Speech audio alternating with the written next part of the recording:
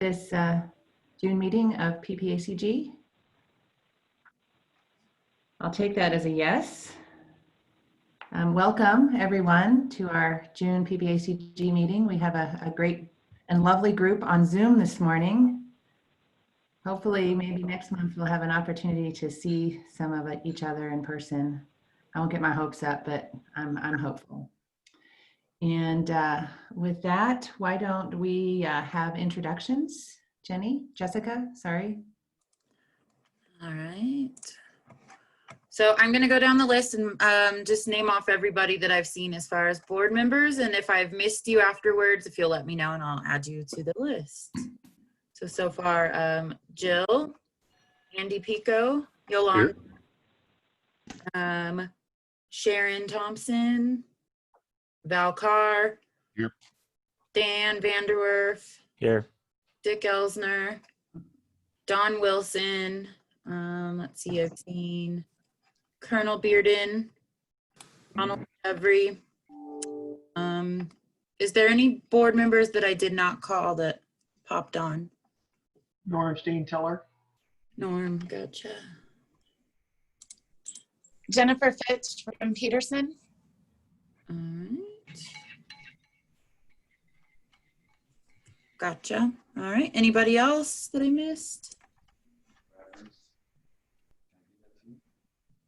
Irv Halter, see you.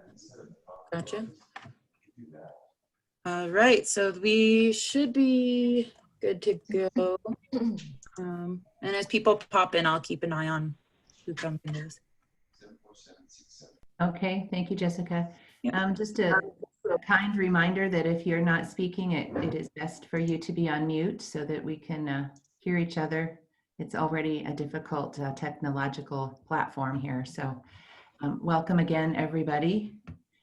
And I see more people coming on. Next, we have our staff anniversaries and recognitions. Are there any today?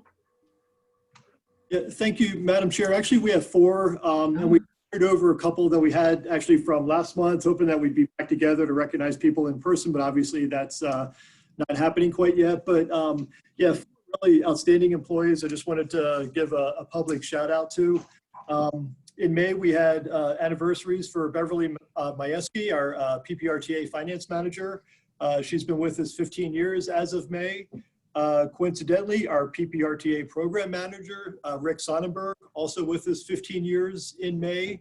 And John Hansen, who's on the line as well, GIS analyst, was with us 20 years in May. So congratulations to the 3 of them. And then this month in June, the incomparable Barb Watson, our HR manager, has been with us 20 years as well. So 2 employees with 15 years of service, 2 with 20 years of service just over the past 2 months, and really outstanding contributions and just a ton of expertise and experience and wealth of knowledge that they give us here at PPACG. So just wanted to give a public shout out to them and thank them for all their contributions. Thank you, Andy, and thanks to all 4 of these stellar employees. And I'm sorry that again that we can't congratulate you in person. We are all very grateful for your service. And Barb, 20 years in HR, that's incredible. So I don't mean to just call you out, but thanks to all 4 of you, Beverly, Rick, John, and Barb. We are very grateful. Would any other board members like to give a shout out? Yeah, this is the other Andy. Congratulations on all, and I think they all probably must have started when they were 10. Because nice. And this is Norm. You know, we on the screen, the board members, elected officials, kind of come and go, but it's the stability provided by folks who've been around as long as 15 and 20 years. That's, if I do the math, that's 40. That's a lot of years, and I can't do the math that quickly for how many years they provided to this organization. So thanks to all. Thank you, Norm. Those are really important words.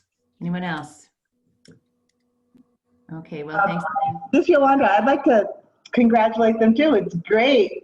We call Bev Good News Bev, and hopefully we can still do that. And Rick has really given me so much support for PPRTA. And so I'm just sad that we can't all go to a restaurant and celebrate. I couldn't agree more. Thank you, Yolanda. And this is Commissioner Stan with a comment. Of course. Yeah, I concur with Yolanda. I can't wait to actually get together and work together person to person. This Zoom stuff it drives me sometimes a little crazy. So, you know, it'll be wonderful for us to get together again. The other great thing that I think is super. Well, first of all, thanks to all those that have worked so hard at PPACG, especially those that were mentioned and have spent so much time there. Obviously, you've made PPACG in many respects a career of yours, and I'd like to express my personal thanks to that, to all of you for that. But also, just kind of more broadly, and this I think is very important, this is a team. We're a team and we work together, and I'm going to make the point, I think we like working with each other. So just thanks for everybody at PPACG, for the team there, for the leadership, because it makes our job easy. Thank you. Well said, Commissioner. Thank you. Okay, if there aren't any more words, let's move on to our consent calendar. Actually, And- Madam Chair, I'm sorry to interrupt. Our first presentation, I know that I think we're all connected now. Oh, I'm sorry. I forgot Dr. Bailey. We also skipped over agenda approval, so if we could get a motion for that as well. That would be good. Okay, let's start with that. I'm sorry, I'm looking at too many screens. Are we all okay with the agenda? Can I get a motion to approve it? Motion to approve. Second. Who made the motion? The other Andy. Okay, thank you. And all those in favor, please signify by saying aye. Aye. Aye. Any nays? Okay, thank you, Jessica, for that reminder. And now I will go back to Dr. Bailey, who I now see on the screen, and please forgive me for How trying about the minutes? Do you Are want me there, to go Dr. ahead? Bailey? The minutes will be in the consent calendar when you, after you hear the presentation. We'll hit that after we talk to Dr. Bailey. Oh, that's right. I'm sorry. It's And okay. Madam Chair, just a couple of words real quick before we turn it over to Tatiana. We're really delighted to have her join us this morning. John Leosados and I have had a couple of conversations over the past couple of months with Dr. Bailey, and you know, really tracking the troubling economic conditions that we're all dealing with. So we thought it'd be really helpful to have her present the data and the trends that she's been tracking. Her team at the UCCS Economic Forum. It's going to help us all as we prepare for budgets and forecasts and things like that we're all dealing with. So delighted to have her join us this morning. We did send out, Jessica Bechtel sent out midday yesterday, the economic conditions dashboard that Tatiana puts out. So hopefully everybody's got that. If not, we can blast that out again. I think Tatiana is probably going to refer to that a little bit in her talk this morning. But let me know if you didn't get that, and we can certainly get that circulated once again. So with that, happy to turn it over to Dr. Bailey. Okay, Great. good morning. Can everyone hear me okay? Yes. That's a yes? Excellent. And Andy, can you just remind me how much time I have? Sure, I think we allowed, say, 15 to 20 minutes, and then plus Q&A that members may have. Okay, okay, sounds good. And I'm sorry, wait a second. How many minutes did you say? 15 to 20, if that works. Okay, I thought with John, we had talked about extending that a bit. Yikes. I should have probably made this a little bit shorter then, because there's a lot to go over. I don't know. What time are you supposed to end? No set time. We honestly don't have a really hard agenda, a heavy agenda Okay. following your presentation. So if you need to go, if it's a little bit longer, I'm sure that'd be fine. Yeah. Okay, everyone's squirming, right? More economics than 20 minutes? This is not good, right? Well, I'll move as quickly as I can. I mean, you can imagine this is even more challenging than usual with all of the data points that are moving around. I'm just gonna go ahead and jump in. And I think it's one thing that might be helpful is you have the dashboard, but if anyone feels like they want the slides, I'm fine with that. We just ask that it not be posted anywhere or forwarded, just because it usually, these presentations are usually only for sponsors.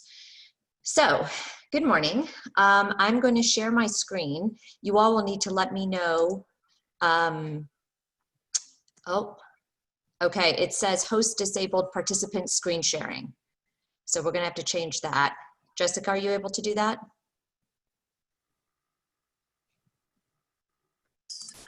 It's disabled, so it should work for you. Okay, well, let's see. I'm Nope. gonna make you. It says I'm gonna it's make you a disabled. co-host, and then it should work. Okay. Go ahead, give it a try now. Let's see. Okay, can you all see it? Can you see the PowerPoint? Yes, just came up. All right, and then now I've it's also nice. got the one that you sent out on May 30th. Is that the same one? No. This should say national, state, and local economy as a big screen. Yes, it Are does. you seeing that? Yes. Okay, good. Okay, so let's go ahead and jump in. So first I'm going to give a quick update on COVID-19, just because obviously that's what's driven all of the change recently, and we still have a great level of uncertainty on it. Here you can see the cases per million. You can see that Colorado has done a bit better than the US. The scale is the same on both sides. As of a couple days ago, we have about 2 million cases in the US and about 28,000 in the United States. And I'm sure you've read a lot about the fact that, you know, these are people who have actually been tested. So these are known cases. Deaths per million, Colorado has also done a bit better. As of a couple days ago, about 110,000 deaths in the US, about 1,500 in Colorado, and about 100 in El Paso County. Now, what I watch very closely from a public health perspective are the new daily cases, right? Because that's really what's going to tell us about whether we are doing a good job in terms of mitigating the disease. And you can see the dotted lines are the 5-day moving average. So this is what, you know, people are really referring to when they say flatten the curve. And again, Colorado seems to be doing a bit better, and I think that's why we've seen Governor Polis actually relax some of the restrictions. And then here you can see El Paso County versus Colorado, El Paso County being purple. We have had just recently a little bit of a spike in new cases, but you know, a couple of days does not make a trend, but clearly this is what we're watching. So everything really depends on what happens with the disease. I'm especially watching, as I said, the new cases. I also watch hospitalizations because sometimes you can have a lot of new cases just because of increased testing. So the hospitalizations are really a better indicator. And then of course I'm watching world cases and deaths because that impacts the global economy and trade. GDP is something that is always talked about, you know, shifting now to the economic side of things because it tells us about output and productivity. It also incorporates the impact of COVID-19 on the rest of the world directly via our exports and indirectly via our treasury sales and stock market. Now the headline labor data, like the unemployment rate that came out a few days ago, I think omits some critical information, and I'll talk more about that in a minute. And then I look at consumer sentiment even more so than I usually do, and I'll talk about that in a second too. Now, what are the forecasts saying? Well, you can, with all this uncertainty, you can imagine the forecasts are even more all over the place. Guggenheim Investments is one that I do like.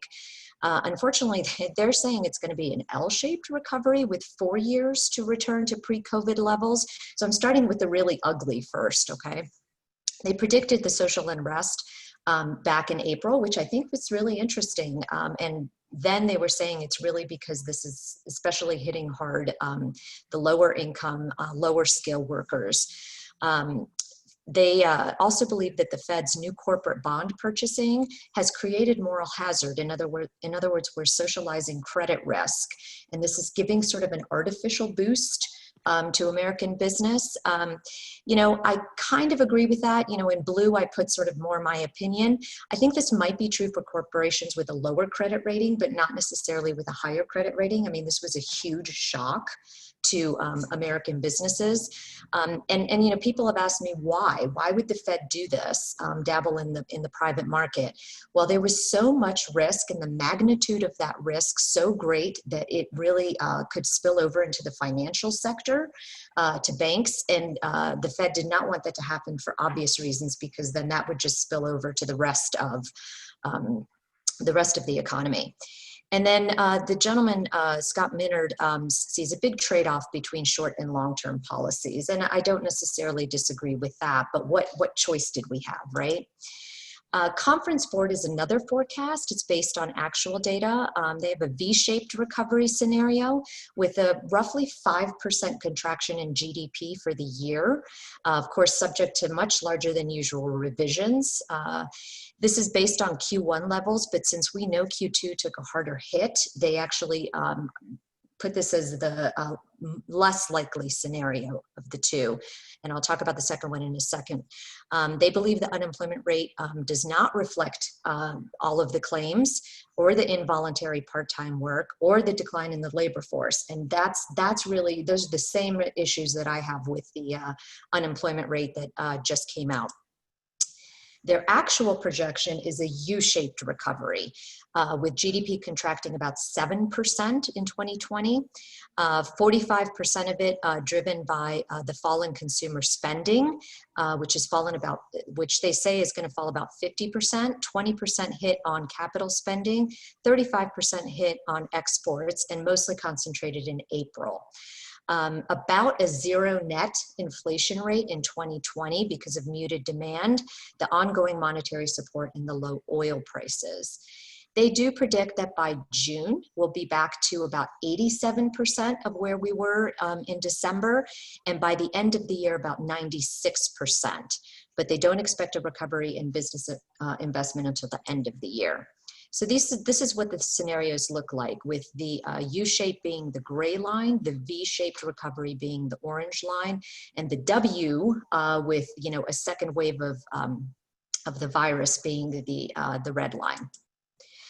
Now, interestingly, this is from my my presentations back in 2019. Sort of got it right. Downturn likely in the next year, not as severe as the Great Recession, that part's wrong, but potentially longer than average U-shaped. And the reasons that I had in my previous slides is because we have higher corporate debt than we really should, given the circumstances back then. We had prolonged low interest rates, which kind of incentivized excessive borrowing and unrealistic valuations. And that's part of what I think we're seeing in the volatility of the stock market. Harder to effectively use monetary policy because interest rates had been so low for so long. We were using fiscal policy unnecessarily. We had tax cuts I think it was 2016 they actually started, and that raises the US debt level. And of course, now we've had to use up $3 to $3.5 trillion in addition to that. And also loan delinquencies were starting to edge up. And again, you know, during, you know, quote, good times. So this is back from February. You can see the delinquency rate going up just a little bit. And it often does, it's a bit of a leading indicator to recessions and also for credit cards. And then student loans are also a big problem, $1.5 trillion. About 10% of that debt is 90 days delinquent or more. And it's really a double whammy because you have 70% of college grads having student debt now, but a lot of those grads don't finish. So they have some student debt, but they don't have the degree to match it. So those were some of the things that I was highlighting in 2019. Now, another quick look from the Atlanta Federal Reserve is GDP Now, and they are actually looking at a Q2 contraction of GDP of almost 50%, and that was as of June 9th. And then here you can see the forecast for GDP from the Office of State Planning and Budgeting, and that's for the state of Colorado, about a 6% contraction. And then here you have the contribution, you know, what makes up GDP? Well, you know, largely consumer expenditures, right? And then here you can see that that is the component that's been hit the hardest during the first quarter. So that's really why I watch, you know, consumer sentiment so closely. And then exports, of course, are part of it too. You can see here that if we have dollars kind of standardized to purchasing power, you can see the three largest economies, and why I put so much emphasis on looking at exports as well, and the trade and the ability of other countries where they are in the pandemic is actually going to be, of course, particularly important. Now, in dollar terms, only about 8% of our GDP are exports. So we're not as heavily export dependent as some other countries. And then here you can see the countries that we trade with the most. Now, again, if we sort of standardize those dollars to purchasing power dollars, it's about 12%. When you compare that to some other countries, again, it's relatively low, but we do import a lot, as you can see. So if this trend is going to change and we're looking at net exports, it's going to be the import side that's really going to have to change. And that may be very well a consequence of COVID-19. So back to consumer sentiment, you see, of course, we did have a big fall off. We had been averaging about 100 in consumer sentiment, and then in May it was 72, up just a little bit from April. It's about 30% lower now than previous levels. The CARES Act has definitely buffered this blow, but consumers are saying they're less optimistic about current conditions than they are about future conditions. And that is a little bit different than most recessions in terms of people being aware of the fact that pandemics do end. They have negative views about purchasing large household durables. About half of the survey respondents saying that, and about half of them saying it's because of job and income insecurity. Vehicle buying conditions are also down, 41% of them saying it's a bad time to buy, 46% saying it's a bad time to buy a house versus 32% last year. And when we get to the local, I'll talk a little bit about how we're sort of bucking that trend. And then this historically low interest rates, are helping some, but not that much. But, the Fed has been using forward guidance and saying that they're going to hold interest rates low for a long time. So I think when we're on the other side of this pandemic and the uncertainty, those low interest rates are really going to help us out. And then here's just some graphs that go with these expectations that were shown in the survey. About 52% say unemployment is going to be worse in a year. And smaller expenditures obviously have taken a big hit. And of course, this is also because of the restrictions on social distancing. For large household items, people are also saying it's a bad time to buy, about 55%. Vehicle conditions, 41% saying a bad time to buy. And then here, just, we've had to adjust our scales on all of these graphs, right? Houses also 46%, as I mentioned earlier. And then business conditions compared with a year ago, of course, almost 90 saying worsened conditions now. And then expectations during the next 12 months, still saying bad times, although not as high, but 70% is really, really quite high, heading towards about the same as we saw in the Great Recession, and that is forward looking. Now, the other barometer that I look at is small business optimism. Here you can see, we were at historically high levels for the from the National Federation of Independent Businesses, this survey, and then that took a big drop off too. Although again, just a little bit better in May than April. And then just to compare the two, the Small Business Optimism Index and then the University of Michigan. And you can see it's interesting that consumer sentiment has actually fallen more so than business sentiment, which, again, is really interesting, and, about 66% of total GDP.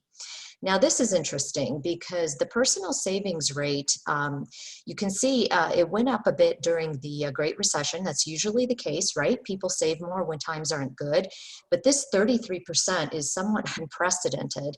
And, some optimistic economists are saying, well, this is really going to mean that it's a V-shaped recovery, because as soon as, everything is clear, people are going to go out and spend money, all of these savings that they have. And remember that the savings rate in January was about 8%. So this is a huge jump. And a lot of that is probably also the stimulus money.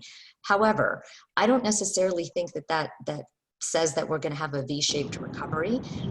You know, this is a blow that you know, has never really happened in our lifetimes. So, you know, history shows that people will go out and they'll spend some of it, but definitely not all of it. And remember that we're going to probably have a persistently high unemployment rate for a long time. So this is not all going to be spent. I don't think we're going to go back to the 8% anytime soon. And then manufacturing, of course, has taken a blow as well. Anything below 50 means that the entire industry is contracting. And the May PMI was at 43. And then interest rates, as we all know, are really, really low, just about at that 0 level. And if you look historically back to 1976, this is somewhat unprecedented as well. And then in terms of the prime and the 30-year, that's where we were in May. And then if you look at the forecasts, and this is from Wells Fargo, you can see that for 2020, these rates are pretty much where we're going to end up being. You know, 30-year mortgage rate at 3%, again, very, very unusual. Consumer prices falling. There is some concern in terms of deflation, and you know, and then the flip side of that is some people saying inflation once we're on the other side of this. That's anyone's guess. And then the volatility in the stock market that you can see there as well. Now, a quick look at employment. You know, we had a not seasonally adjusted unemployment rate of 13% in the US. The Office of State Planning and Budgeting is saying that we'll end up in 2020 at about 11%. Again, a ton of uncertainty on that, so it's difficult to say for sure. And then here you can see non-farm payroll increased actually by 2.5 million in May, and that's after about 40 million unemployment claims from mid-March to mid-May, or about 25% of the workforce. So it was really good to see in May that some of the employment came back.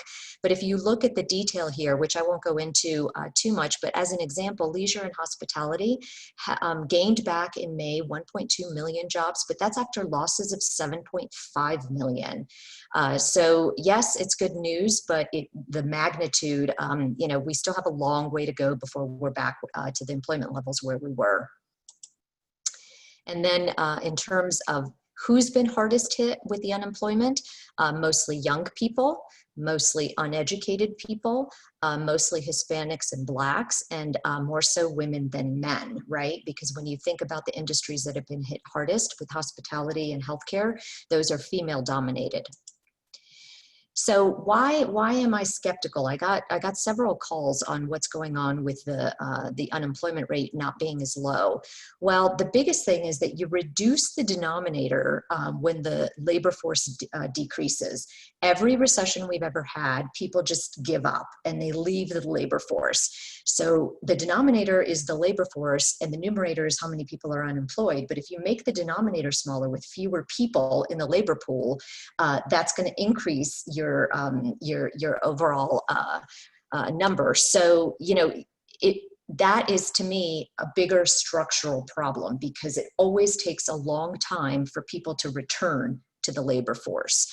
And then, you know, the other thing that I'm a little bit concerned about is that it took us about 6 out of the 10 years of the last expansion to get our labor force to even start coming up again.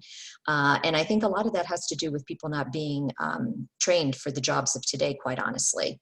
So what am I watching? I'm watching continuing claims, right? Because that's going to tell me how many people are still unemployed. We know a lot of business deaths have happened. And then, you know, when I step back and I also think about the labor force, I think about the fact that we continue to age as a nation. So putting people back into the labor force is going to be especially important in terms of our productivity and competitiveness. And then the other thing that's kind of throwing things off is that the response rate for the household survey, the CPS, was atypically low. So here you can see this response rate, and you know, that is also going to impact the data. Now, why did our unemployment rate, even with the distortions that I just mentioned, why was it so much higher than, for instance, Germany? Well, without going into a ton of detail, yes, our Paycheck Protection Program, the PPP, it's actually really good in terms of the generosity and more generous than Germany's, which is the short-time work policy. But why did that happen? Well, Germany's policy had direct wage compensation for reduced hours, and it didn't actually go through private banks. And really, as it turns out, there was a huge backlog with the PPP, but also a lot of banks put additional stipulations on the PPP funds, right? Because they're trying to protect themselves and make sure that even if it's marginally profitable, it continues to be so. And then they also tended to favor their best clients. So it's the darn bankers. And, my husband's a banker, so we talked a lot about this, but that it is a lot of the reason. Also, the PPP was allowed businesses to use some of their funds, had to use it for paycheck, but could also use it for other things like rent and utilities. So it didn't all directly go to individuals. And that probably, those things mostly explain that difference. Now, what about job openings, right? Because this is prospective. This is looking in the future. Well, job openings were down about 16%. Then lower than March, as you can see, and this is takes a little bit longer for this data to come out. But I think, again, it's going to be really, really important as we try to, think about getting ourselves out of this hole. What are the jobs that have the highest demand? And interestingly, they haven't really changed. And you can see a lot of healthcare, as I always talk about, a lot of software, a lot of, forward industries. Here you can see in terms of percentage increase, a lot of in alternative energy, a lot in big data, and so forth. I think of our region and how we can get people back to work. It's going to be really focusing on training programs for these high demand occupations. And I think I already talked about that. And here, I'm just going to mention that this is for our MSA. So for our region, if you look at the last, various time periods, 2019, March, April, May, and then the first part of June, these top job openings haven't really changed. So again, that tells us what the future trends are and what we need to pay attention to. Now, the other thing I always talk about is the civilian participation rate. Again, this goes back to labor force. That's the red line, big fall off there. And then that U6 rate are people who are working part-time and they'd rather not. And also, discouraged workers and so forth. So obviously that is incredibly high. And that I think is actually, I watch that just as much now, if not more than that U3, that sort of headline unemployment rate. The number of long-term unemployed increased quite a bit in May to 1.2 million. That is historically quite high. We have almost 2.5 million who are marginally attached to the labor force. So they're, again, not in that headline unemployment number. And about 28% of them are discouraged workers. So these are people who are sort of on the periphery and not actively looking, but still unemployed.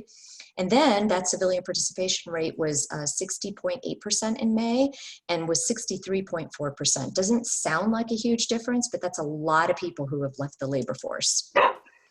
And then this has happened across all of the age groups here.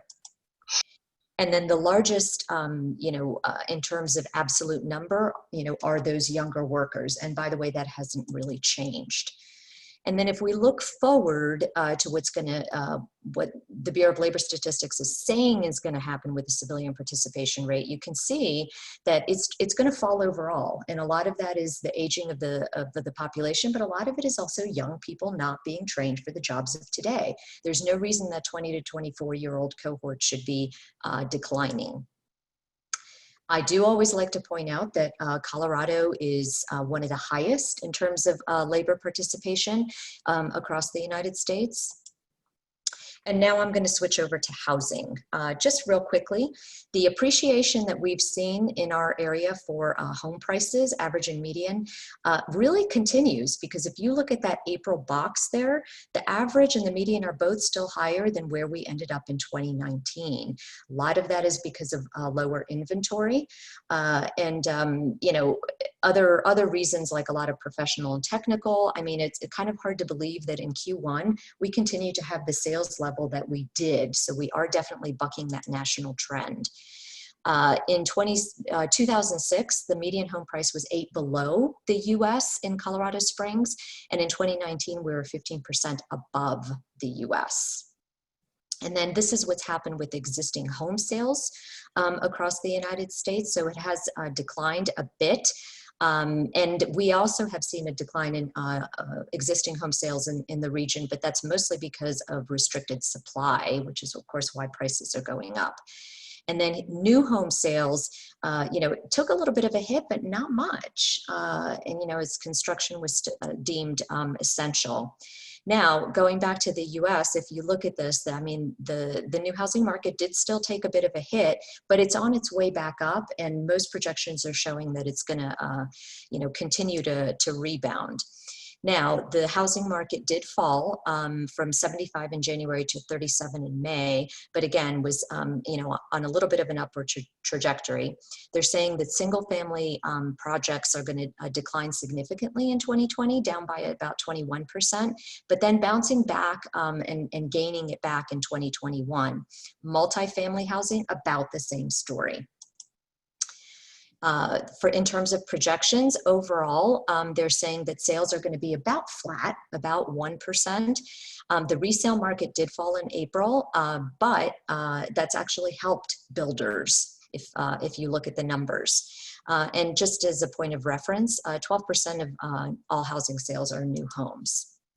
And then this is Freddie Mac and Fannie Mae forecasts for new and existing combined.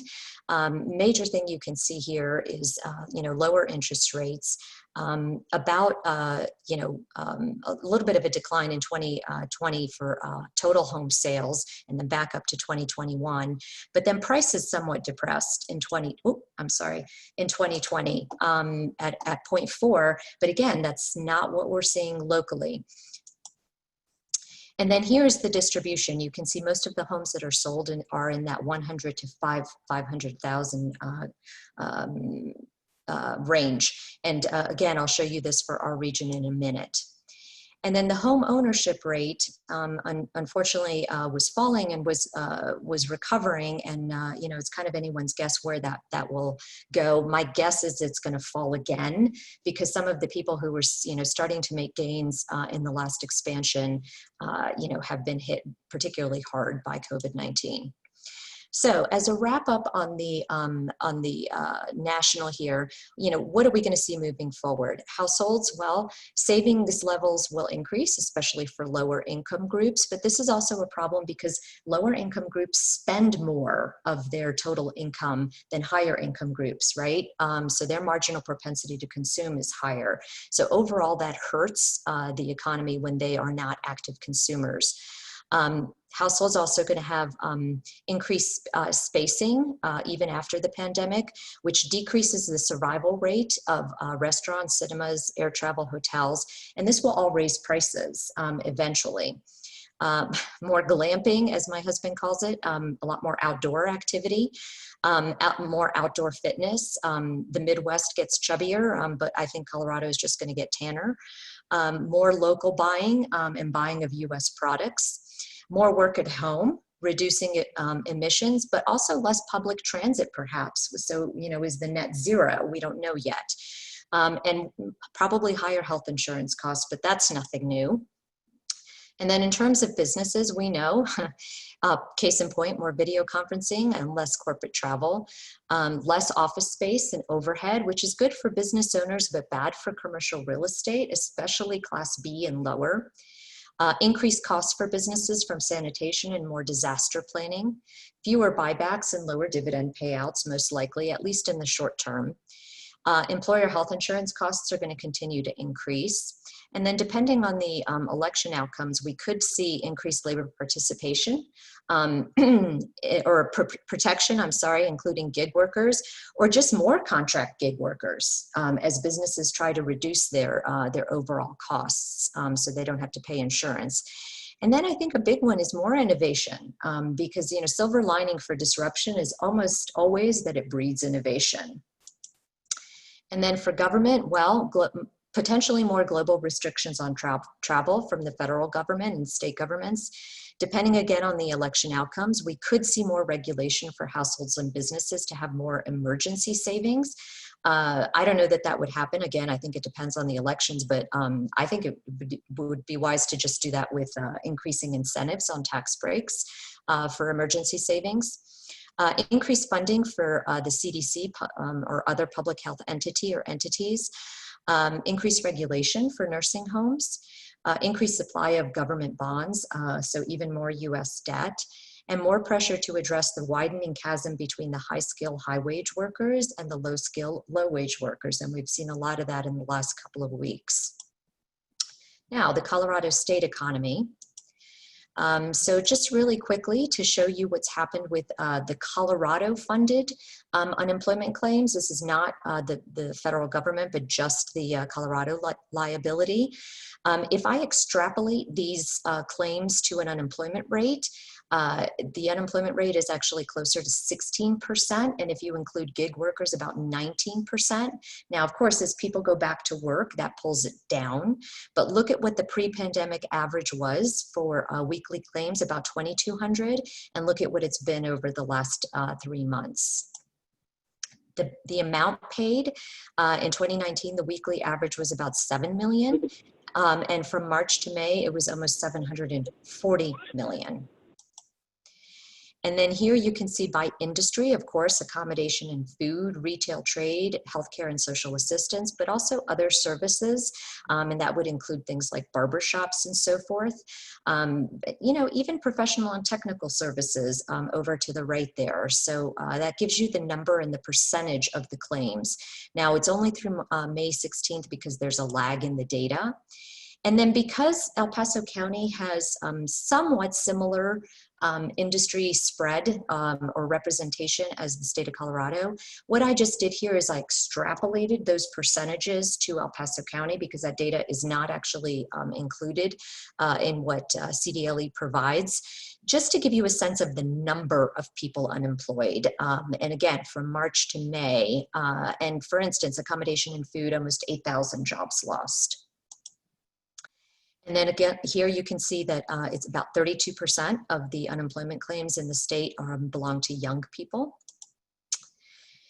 And then overall, stepping back and looking at the Colorado economy, I decided not to do any types of projections for what's going to happen to gross state product or gross metropolitan product. I think there are just too many uncertainties. So again, there you'll see the negative 5.8% GDP contraction.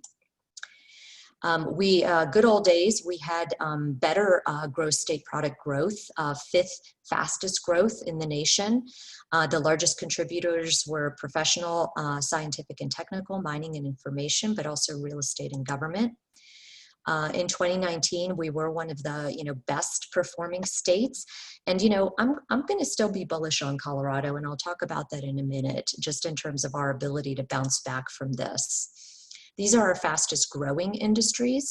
We have 11 sectors with annual growth rates of 2 to 9%, and that's another big factor in helping us. Now, this leading indicator, which incorporates things like unemployment claims, hours worked, and so forth, is a really good indicator of what actually happens. So you can see there's no question we're looking at a 12 to 13% hit so far with the data that we have. Another component of those leading indicators are how many new businesses, entity filings, about a 6% decline in Q1. And as you can see, that's been a huge driver for us in terms of our growth, is just our ability to generate new businesses. So no question there's a hit there. We've also had a pretty hard hit in terms of businesses that have just decided to shutter, a 6% increase over last year, about 10,000 business dissolutions in 2020 Q1. And how is that all impacted also unemployment? Well, here you can see that the Colorado Office of State Planning and Budgeting does have a forecast for unemployment rates. And you can see that a little bit better than the US. They're projecting US unemployment rates at about 11% and Colorado at about 10%. And I would agree with that just because that's about the proportion of how much better we usually do than the US in terms of unemployment rates. Here's our employment by sector, a good representation across many sectors with healthcare being the largest. Yes, tourism, accommodation and food, and retail trade, professional and technical, and so forth. In terms of our leisure hospitality employment, it's about 1 in 8 jobs in Colorado. So yes, that is, obviously a big hit for us in terms of what's happened recently. April to April, the employment growth or hit really in this case, you can see Colorado hit pretty hard, and a lot of it is because of the hospitality industry, but not as hard as some other states. So we're sort of middle of the pack. Now, again, back to this whole labor force thing, in 2019 we had or 2018, we had huge growth in our labor force. Per month, we were adding 7,400 new workers. And, they were motivated by a strong economy and higher wages. And a lot of that, I think, also had to do with the increase in the minimum wage. And these new workers were absorbed because we averaged about 4,600 new jobs each month. Now, take a look at more recently, the labor force in January was about 3.2 million. And in April, it was down to 3 million. So down about 4%. So it's going to be really key for us to get those people back into the labor force. And there you can see the pictorial representation of that decline. The number of unemployed increased by 274,000, up 300%. The total employment declined by almost 400,000 in our state, down 13%. The state budget's, of course, experiencing unprecedented challenges in the 1,000+% increase in the unemployment payments, and they also needed more to add staff. They have fewer tax dollars, and we are, restricted in Colorado because of Tabor, so we don't have the reserves that some other states were able to build. And of course, higher expenditures from other transfer payments like Medicaid and so forth. And then demographics. Well, this is, I think, part of the reason that we're going to do well. We've always outpaced the nation for the last several decades, and we're projected to continue to do so. I don't think that's going to change. Colorado is still going to be highly desirable because of the jobs we have across various industries, young people and so forth, but also it's all relative, right? Because if you have a lot of other states that have been hit harder than we have, there's going to be even added incentive to travel to states that are performing better. And then you can see a lot of that growth is from people moving here, as I stated, and 95% of the growth has been along the Front Range, and that trend will continue in the next decade, not quite as high, but still quite high. And then here you can see, the dark green, where are people migrating to across the United States? A lot of in-migration from different parts, mostly Texas, Florida, California, and so forth. And then the people who are moving here, we are skewing a little younger and younger. So that, of course, helps us from a labor perspective. And then highly, highly diverse. I always talk about this as well. By 2050, huge proportion of our population will be Hispanic, Black, Asian, or another minority. Now, personal income, again, good old days, the US growth rate was 4.4%, and we were at 6.1%. We know we're not going to be there, in 2020, but again, I think it'll be good news overall. This is something that Rebecca actually found that I thought was really interesting. Colorado Future of Work looks at different metropolitan areas and counties. And El Paso and Teller counties, our MSA is in their category of a quote stable city. We have about 13% of the population in Colorado. And then, you know, the other thing that I kind of thought was interesting here, well, persistently low unemployment rate, hopefully, but the 3 jobs most likely to grow will be in the STEM professions, and also healthcare, health aides, and so forth. And the ones most likely to be displaced, office support, food services, and a tie between builders and customer service. So pretty intuitive. And then for Park County, in terms of job growth and displacement, it's pretty similar. You can see here that it's 28% of the Colorado population. So just kind of an interesting thing to look at in terms of work. Now, to wrap up, why I think Colorado will likely perform better, and that's, I think, because of our higher labor participation rate.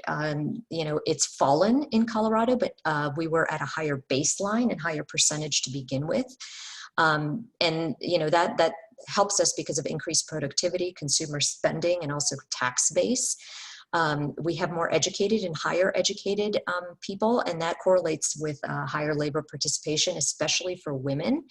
And also working from home. We have a lot of people who have professional and technical, you know, so that component of it, you know, will definitely help us and help offset the hospitality industry hit. We have a higher minimum wage, and that always helps with getting people to participate in the labor force. We have been a bit more proactive in our public health response, so that probably reduces our probability of a second wave, or maybe a second wave not hitting as hard. And then, you know, just the in-migration, I think will continue to benefit us as well. And then just really quickly, I'm going to go over this because I made this a little longer than I realized. But here you can see El Paso County, you know, just really the blue line, you know, not performing typically as well as Colorado, but outperforming the US since 2016. And I do think that wherever we end up in 2020, probably that'll be about the same. We'll do a little bit better than the US, but maybe not quite as well as the entire state, which is of course mostly driven by Denver, Boulder. In the past, in 2018, there were a lot of metro areas that saw increases, and we ranked 81st out of almost 400 metro areas. So we were in that top quartile. Here are our biggest sectors in terms of contribution to GMP. Again, a pretty good representation.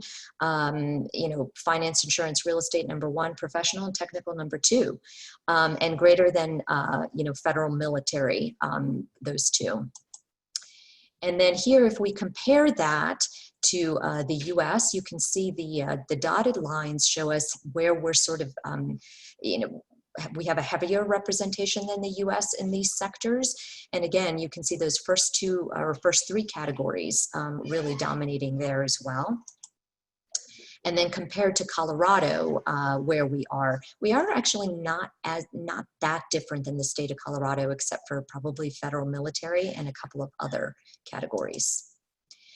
And then it is true that over the past couple of decades, these are the businesses that have contributed, the contribution has increased the most and decreased the most. So you can see professional and business services has increased while military has declined. Healthcare has also increased. And then I also look at local consumer sentiment to, you know, give me a sense, you know, because we don't have anything, you know, like the University of Michigan sentiment. So I look at things like new luxury vehicles, and those were down almost 26% comparing May to May of 2020 to 2019. We also, of course, have had, you know, pretty significant hit in sales and use tax, decreased 22% from May to May, and those represent April sales. And those are the categories. So you can see the largest increases were in medical marijuana, commercial machines, and groceries. So I guess people are using more marijuana. They're operating large machines, and then they're getting the munchies. I don't know. But the largest declines were hotel, motel. No great surprise, clothing and furniture and appliances. Retail has been mostly closed. And then you can see here what's happened to vehicle registrations. sales and use tax. And then a quick look at unemployment. Here are the April unemployment rates, and locally we lag a little bit behind the US. And these are not seasonally adjusted. So El Paso County, a bit lower than the US, as was Colorado. Teller, about the same as the US, and then Park, quite a bit lower unemployment rate. And then here in the box, I did venture into a little bit of a forecast. And again, in between for 2020, an unemployment rate, unfortunately in the tens, not as high as the US, but not as low as Colorado at 10.5%. And then here you can see what's happened to employment growth. US was about 13% contraction, Colorado about 11.6, and you know, we did not so far have as much of a contraction as the state of Colorado. And then the unemployment rate over to the right, you can see there, Colorado Springs about the same. And again, sorry about that, not quite as high as that 14.4% not seasonally adjusted unemployment rate. And then here you can just see, you know, we were doing really well with employment growth from, you know, during 2019. You know, it's going to take us a little while to get back into those two percentage growth rates. And then what about employment? Well, this is the big question, right? In terms of what sectors have been hit. Healthcare and social assistance is our biggest employer, you know, more labor intensive industry, accommodation and food, retail, education, professional and technical. Almost 60% of all the employment in our region is in those top 5 sectors. Tatiana? And, yes. Tatiana, it looks like you have about 60 more slides, and we really need to wrap up. It's been like almost 40 minutes now. Yeah, I'm sorry about that. I think I misunderstood John when he told me how much time. So what I'm going to do is I'm just going to take a couple more minutes to wrap, if that's okay. Okay. So this is just the difference between the US and Colorado in terms of the industry mix. So again, you can see we have a bit of an advantage in the professional and technical services and so forth, but also a heavier representation in food and accommodation. And these are our top industries that, you know, marries very well with that. And then, you know, these are the projections. And again, you can take a look at these. And then 2019, we did have huge increase in the total number of new jobs. And then this is how different it's been recently in the last few years in terms of new jobs versus where we were at the beginning of the 2000s. And then these are all the jobs that still are showing really high job postings. Again, as I mentioned, these have not changed very much. And then labor force has also fallen in El Paso County, and we'll have to wait and see. But it's about the same percentage-wise as the state of Colorado, and you can see how that drop-off has happened. And then you know, the labor force is barely keeping up now with the increase in population.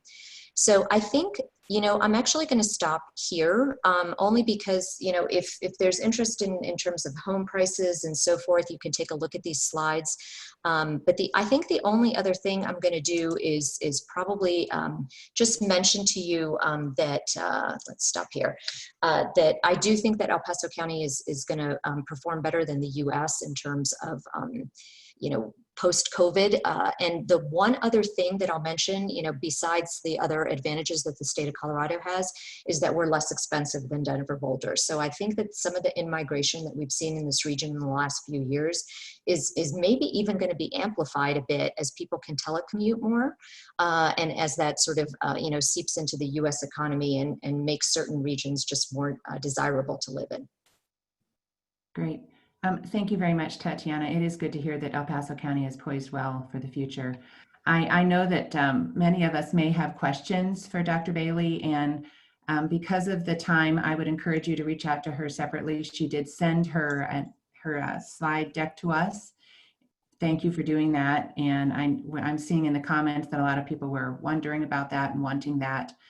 We won't pass it along to others. And we really appreciate you taking the time to talk to us today. Does anyone else have something they really need to share before we say our goodbyes to Dr. Bailey? No? This is Commissioner Stan. Just another thanks to Tatiana, and I do have other comments, but I'll reserve that for a later time in the meeting. Thanks. Thank you, Stan. I appreciate it. And Dr. Bailey, we really do appreciate you taking the time to be with us today. It's a lot of information, but there's a lot of good information in there that I think we can have a lot of hope from. So together we will. Yes? Oh, I don't know if I really have a position to speak on this, but there is one factor that I did not hear in her presentation was a lot of people with health conditions that are under doctor orders not allowed to return to work yet.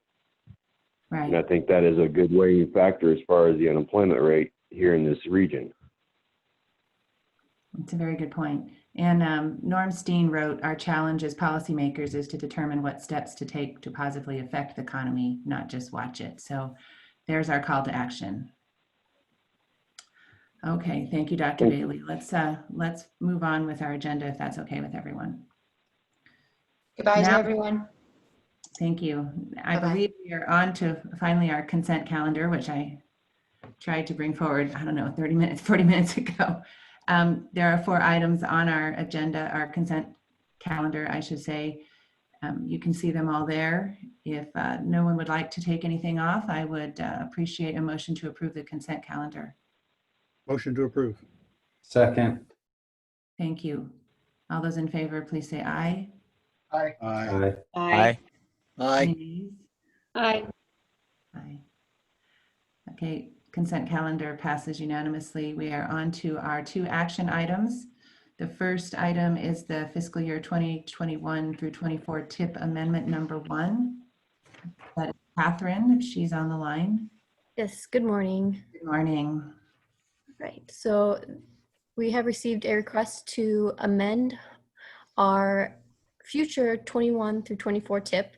This is the TIP that you approved a couple months ago, and it goes into effect July 1. So it's the 21 through 24 TIP. So these TIP requests you actually already saw from the previous TIP request.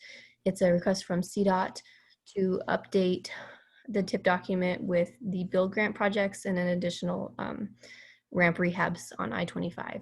And so these are ones you've already seen. We just need to make sure we updated the future TIP to match the current TIP for the CDOT request. And so that's why it's kind of repetitive, but and then also the requests aren't for the full ones that you saw for the previous TIP because some of those were for 2020 and the new TIP doesn't have that year in it, so it doesn't include it. So there's a couple of differences, but overall you've seen these come to you before. And so I'll just quickly go over the requests and take any questions.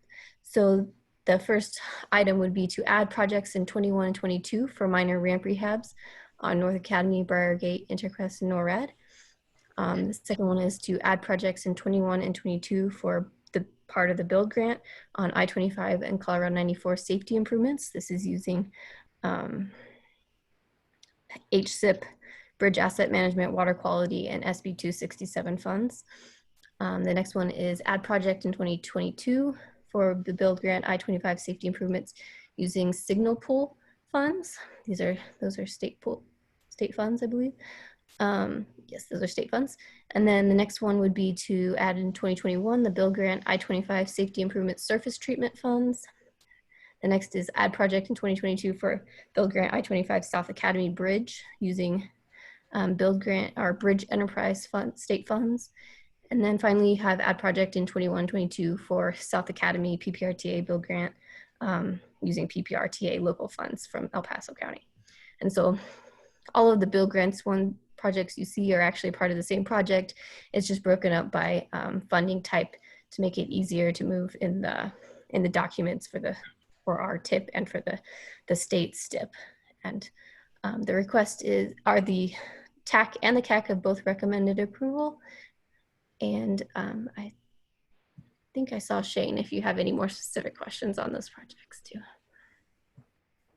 Or maybe You didn't like see to add? Shane. You saw John Hall, though. I'm here with CDOT, attending for Shane today. So if there are any specific questions, I can certainly try to answer them. That's Thank right. you, Thank you, John. Thanks for being here. Jen, this is Norm. the first project, my slowest project, but a note that said that it's a rehab, but may consider a full replacement. Wouldn't that be a significant change and be outside the scope of a tip change?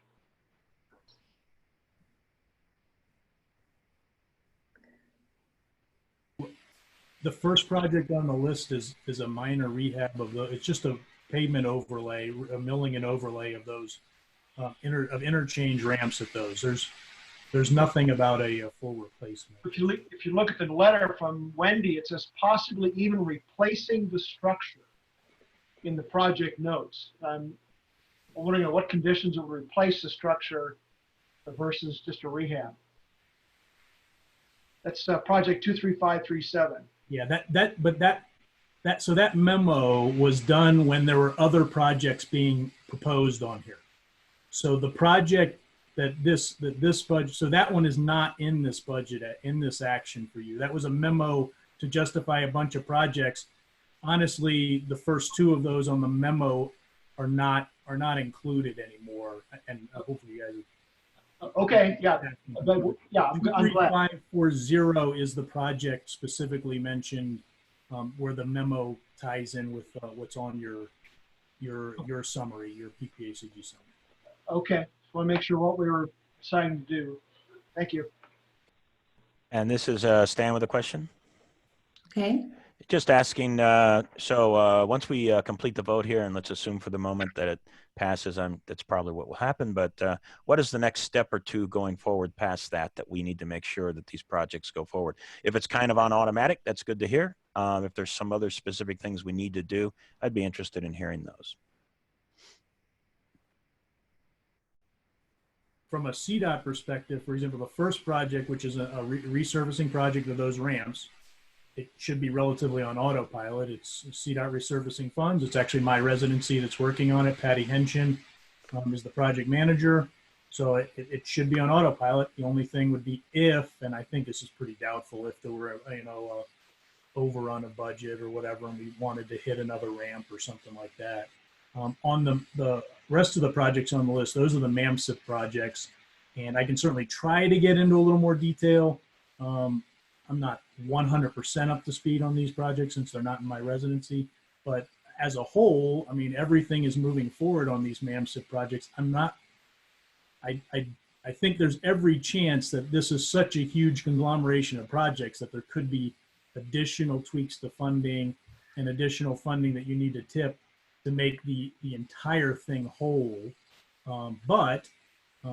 We at CDOT are working hard. For example, on the first one listed there, the I-25-94 safety improvements, to keep those projects, a passing lane on 94, along with ITS improvements, conduit and fiber all the way out to Schriever Air Force Base from US 24, to keep those on base. So are on track. So there's certainly nothing anticipated for further action. I mean, CDOT has these projects. These are our projects, but obviously there will be, just continued follow-up with you guys and CDOT under pressure to deliver.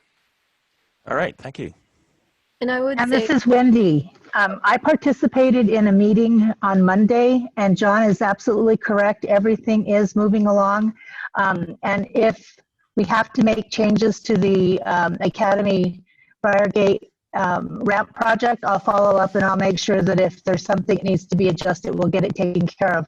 But the rest of the projects are all moving forward. We have a Zoom meeting every other Monday on it. So we're with all the locals and all the players, and so everything's working out well and it's moving forward. This is Catherine. Just a quick comment on that. At the board workshop, it was mentioned that Shane could come to the next board meeting and discuss in more detail the status of the build grant and the MAMSIP projects. So that was brought up as a suggestion as well. If you wouldn't mind me highlighting just one thing, for example, the HSIP funding that's on here. I mean, part of the reason for it is it's funding that's slotted for the project, but it's also FY20 funding. And there's a real push to let's try to get this locked up just to make sure it stays solidly within the region, doesn't have any sort of issues. You know how CDOT funding pools, with end of fiscal year and all that. So there's a real push to, get these funds, get them locked in and make sure they stay in our region, and which I think would happen anyways, but you know how things are. Okay, are there any more questions? Okay, thank you for all of that information. If there are no more questions, I would appreciate a motion to approve this tip amendment. This is Norm. I'll move. I'll second. I'll third. Thank you, You guys are Sharon. too quick. Okay, we have a motion, first and a second. All those in favor, please say aye. Aye. Aye. Are there any nays? Okay, motion passes. Thank you, everyone. On to our second action item, the multimodal option fund project approval. Also, Catherine? Yes. Good morning again. Good morning. This is a discussion or an action item for approving multimodal option fund projects for our region. The funding is from Senate Bill 18001 that included a provision for multimodal option funds. So the entire state did receive some funds, but the PPACG MPO region was allocated a certain amount so that we can conduct our own call for projects. That amount was just over $6.5 million. Before that initial, we were going to hold our own call for projects, but just prior to that call, you all at the board approved one project to move forward using 70,000 of those funds for a tri-county study, which is being worked on by PPACG's Jason O'Brien, along with the 3 counties in the region. So if you'd like more information on that, we can get you that. So after that amount was approved, then we did a call for just over $6.4 million that was open from January until April. After that point, we did a project selection workshop with members of TAC and also anyone who had applied for those funds. The only voting members, though, were TAC members. And so what was submitted were 12 projects for just over $5.7 million, which was under the total amount we had available. So we actually, all projects that were submitted were accepted because we had enough funds to approve those. And so since there were funds remaining that were not allocated, the TAC decided to hold another call for projects for those remaining funds, which is about $700,000. And so that call for projects is actually currently happening right now. It opened May 22nd, and you'll be seeing those additional projects come through for approval at a later date.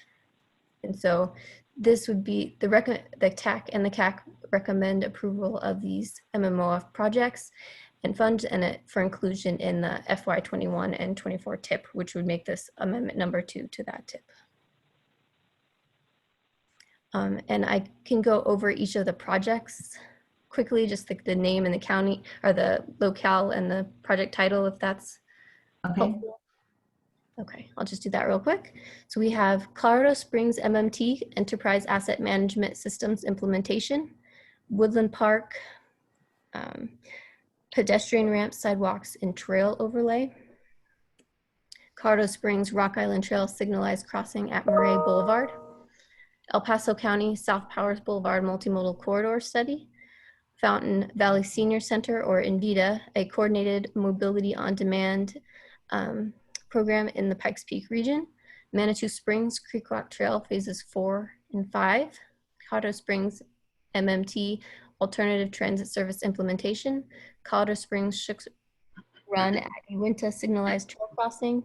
Colorado Springs MMT Bus Stops ADA Compliance and Accessibility and Amenity Improvements.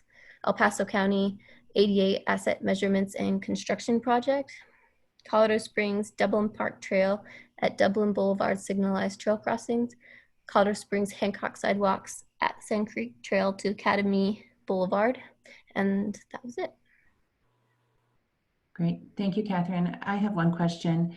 So the almost 700,000 that we have outstanding, You mentioned that there will be another opportunity to apply for those dollars. Can you give us the status of that, when projects have to be approved, and are we expecting any projects, and if so, what? Sure. Let me get my calendar. We are expecting a few people or a few entities to apply. There is a school district that needed some extra funds in our region. And then I've heard from El Paso County that they would like to some of the funds as well. So we should have some applicants for those funds. So what is, so you expect to be able to spend all of those funds? Yes, we believe we'll be able to do that. Okay. Multimodal projects. Yes. Okay. And the applications are due in, well, the drafts are due June 19th. The final applications are due the 26th. And then another workshop will be held on July 8th at 1 o'clock for the selection from those applicants. And then it'll go to the TAC and the CAC in July, and then it'll come to the board for approval in August. Great. One comment about putting your phones on mute. I'm hearing some background noises. Thank you, much appreciated. Okay, are there any other questions from board members? Question from Commissioner Stan. Go ahead. Yeah, so Catherine, so with the projects that are here and the fact that there's about 700,000 left over and you're looking for more projects, that's a good thing. Do we have any timing problems or issues about needing to get a project against a fund dollar amount? Do we have to do that by a certain date? Or do we have any risks there? Or are we in good shape? Well, we don't have a deadline for actually programming the funds, but there is a deadline for when these monies need to be spent, which is June of 2023. And they actually need to be spent, and the submission of approval for those funds to be refunded to them needs to be in by that date. So unlike kind of our federal funds where you just have to have it obligated but not spent yet, these do actually need to be spent by June of 2023. So everyone's aware of that, but I think a lot, and that's part of the application process, is CDOT will review the applications to make sure that the time frame will actually work with what they're submitting. So we're confident that we'll be able to spend those funds by then. Okay, thank you. Catherine, this is Norman Keller. Again, there was a project to do a look at projects in Keller and Park counties. Is that related to this fund, or is that a PPACG assistance for the Central Front Range and MOF? Yes, these are just MPO specific, so just mainly the El Paso County and Woodland Park as well. And then there was a separate call for ones in Teller and Park for the Central Front Range or Central TPR. So I know that the MPO is assisting Central Front Range, and that's a different pot of money, just to be clear. Is that right? Sorry, I didn't hear your. The assistance that the MPO is providing to Central Front Range, is that a different pot of money, a different MMOF fund, or is that to the Central Front Range, or is it this a portion of this bucket? The Tri-County study piece? Correct. Yeah. That's part of the MPO, our PPACG MPO's funds. So But this would be considered in, yeah, go ahead, John. Well, I was going to say, and Wendy, I think if you're still on the phone, if you could help. Again, because it's a tri-county study, we were getting a cocktail of funding sources from different spots. So of the total project cost, part of it is coming from the MPO's multimodal options fund, but another part of it is coming from District 2, the bigger area that covers Park and Teller. I believe return TAP funds. And so those two funds combined do the tri-county study.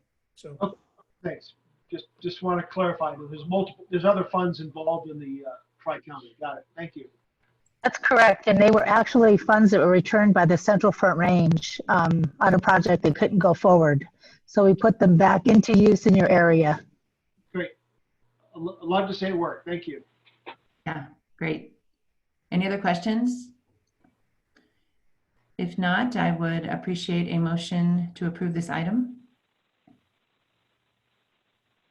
Motion Move to approve. And a second. Second or first, whatever I did, Valcar. Thank you, Val. Okay, thank you. We have a motion and a second.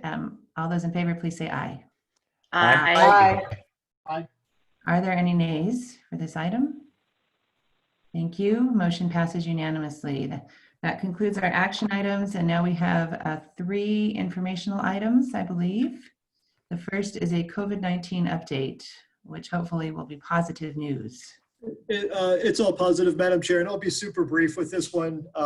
Just a couple of points on this. As far as how we're operating during this continued period, most of our employees are still operating remotely, but everybody's connected, accessible, and easy to reach, and not just by email, but if you call their office phones, that rings to wherever they are. So we're pretty well connected. All of our committees are still meeting remotely through the month of June. We'll revisit later on in June what we're going to do in July for the board meetings and the committee meetings as well. But following state guidance, obviously, and also with the county health department is putting out as far as guidance there too. Just 2 other points that I'll mention here as well.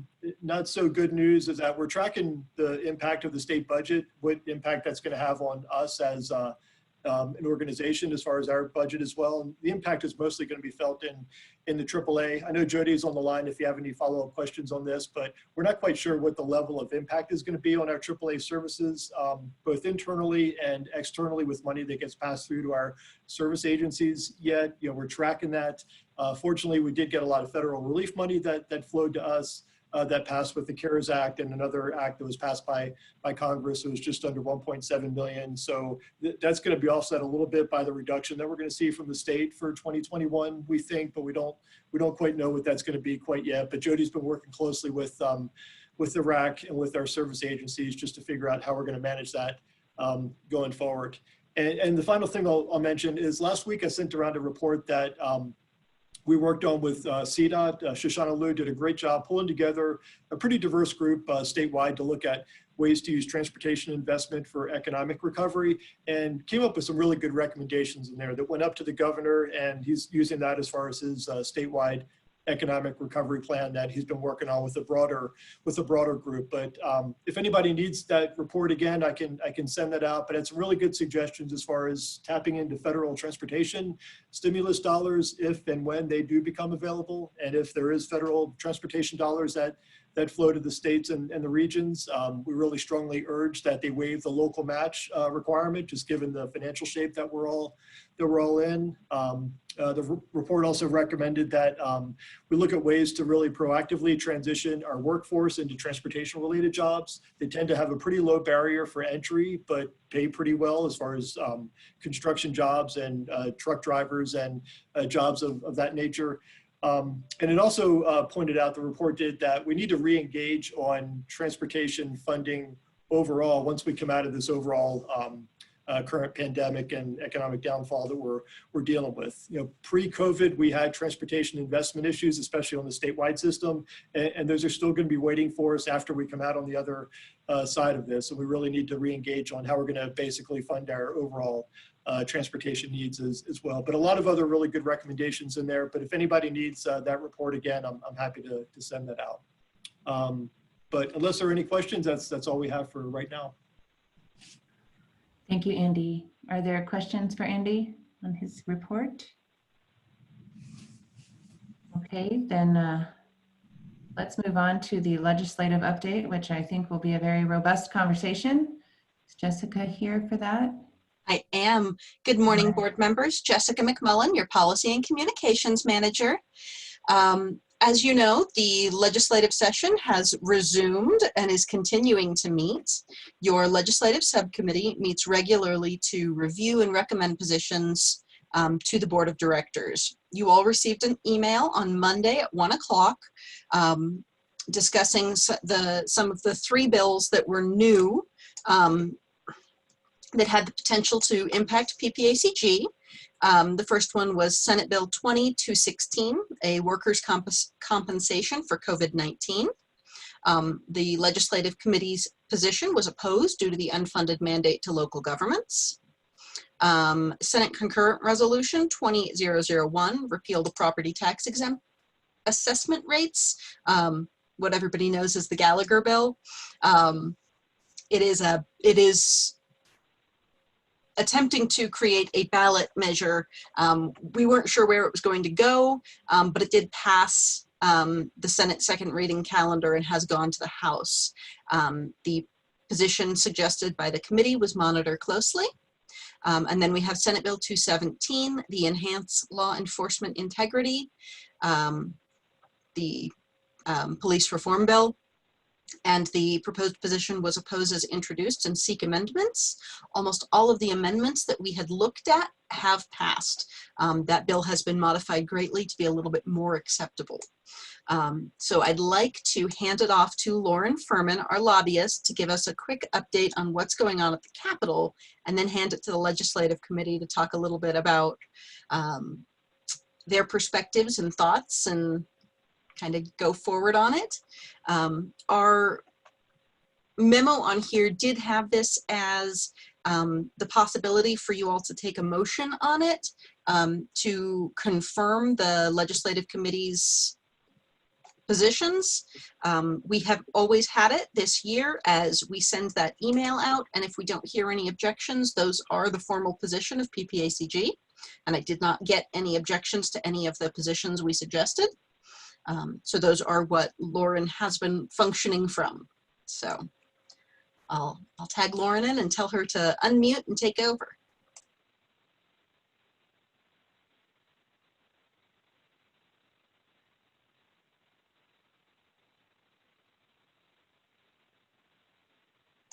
She's at the Capitol, so it may take just a second for her to catch up to us.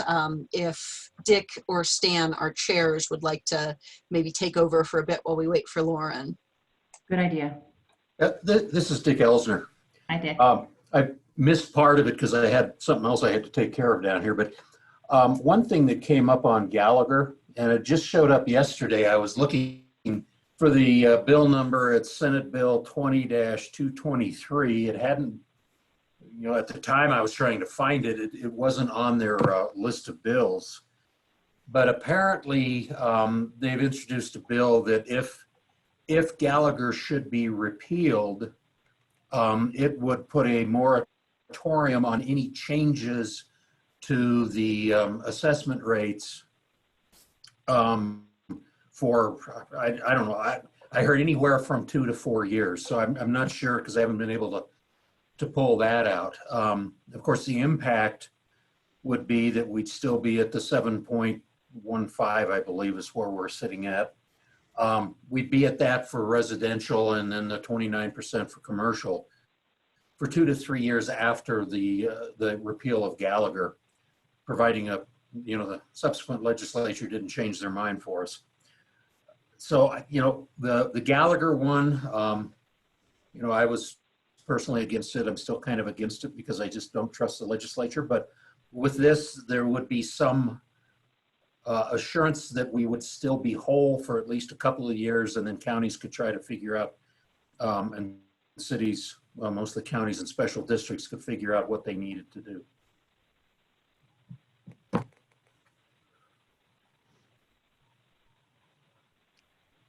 Stan, do you have anything?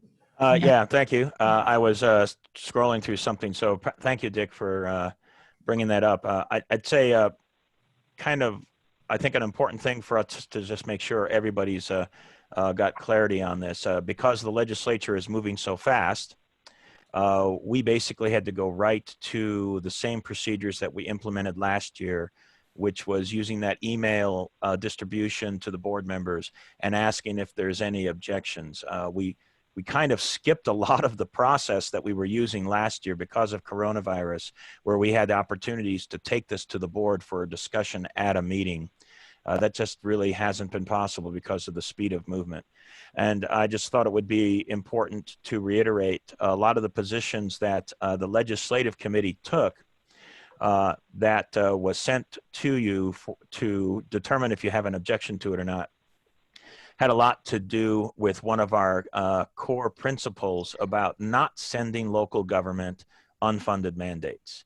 That's just really, really important. And there are several pieces of legislation that even with our objection are likely to pass and likely to send those kinds of expenses down to local government. And some of them are not well determined. That adds risk to what our fiscal positions would be here locally moving down the road. And some of them we had an understanding, and they're kind of scary. So it's actually been very difficult because of how fast everything is moving for me to even have a good idea about the potential fiscal impacts on the proposed legislation that's passing through for El Paso County. I would imagine the rest of you have similar challenges trying to keep up and get an understanding about what that will mean fiscally. But there's been some scary legislation that I do worry about with regard to that. So that's kind of a general comment that I had an interest in making. And, if there is anybody that maybe has not had time to voice their objection or to take a look at it, I would encourage you to still do that. Get it to Jessica or get it to one of our co-chairs for the legislative committee, to Dick or myself. It'd be important for us to know if you have that objection. So I think that's kind of my point for the moment. So thanks. Hi, everyone. This is Lauren Furman. Can you hear me? Yes. Yes. Great. Thank you. Well, it sounds like in the few minutes that I was trying to get logged back in, you covered a lot already, so I'll try to keep it brief. As Stan just finished saying, things are moving at remarkable speeds right now down at the Capitol. It's hard to catch our breaths, those of us that are working down there, to figure out how to monitor what is happening and how to react to it as quickly as possible. The rules have been suspended in both chambers. Both the Senate leadership and House leadership have now said that they might try to finish by this Friday. I have my doubts. I expect we'll probably be there several more days to finish things up. There's about 200 more bills still on the calendar, and new bills continue to get introduced. Unfortunately, not all of them are good bills. As Jessica discussed, the three big ones that we're dealing with right now on behalf of PPACG. You've covered them really a lot already, but the police reform bill that passed out of the Senate this week, it's actually scheduled for the House Finance Committee today. I would say close to 20 amendments were adopted onto the bill in the Senate. It's now a bipartisan bill, but there will be more amendments being adopted, or at least proposed, during the House Finance Committee today to make the bill even better. I know a lot of those are coming from the local government representatives. I can pause there for a minute if there's any specific questions on that bill. I have the list of the amendments and what they do as it came out of the Senate. I can try to answer any questions if you have any. Lauren, this is Yolanda. For the record, I had not seen these. It's been crazy at City Hall. We've had protesters all last several weeks and a lot of work on our hands. But I, for one, do not want to oppose this. We need to go to neutral, whatever, but I don't want to oppose this law enforcement accountability bill. And I think, go ahead, this is Andy. Can I jump in? Of course. Yeah, this is Andy. Yeah, wild and crazy would be an understatement. I got a hold of the, Jessica sent me the amendments that have been adopted for the bill as it passed out through the Senate.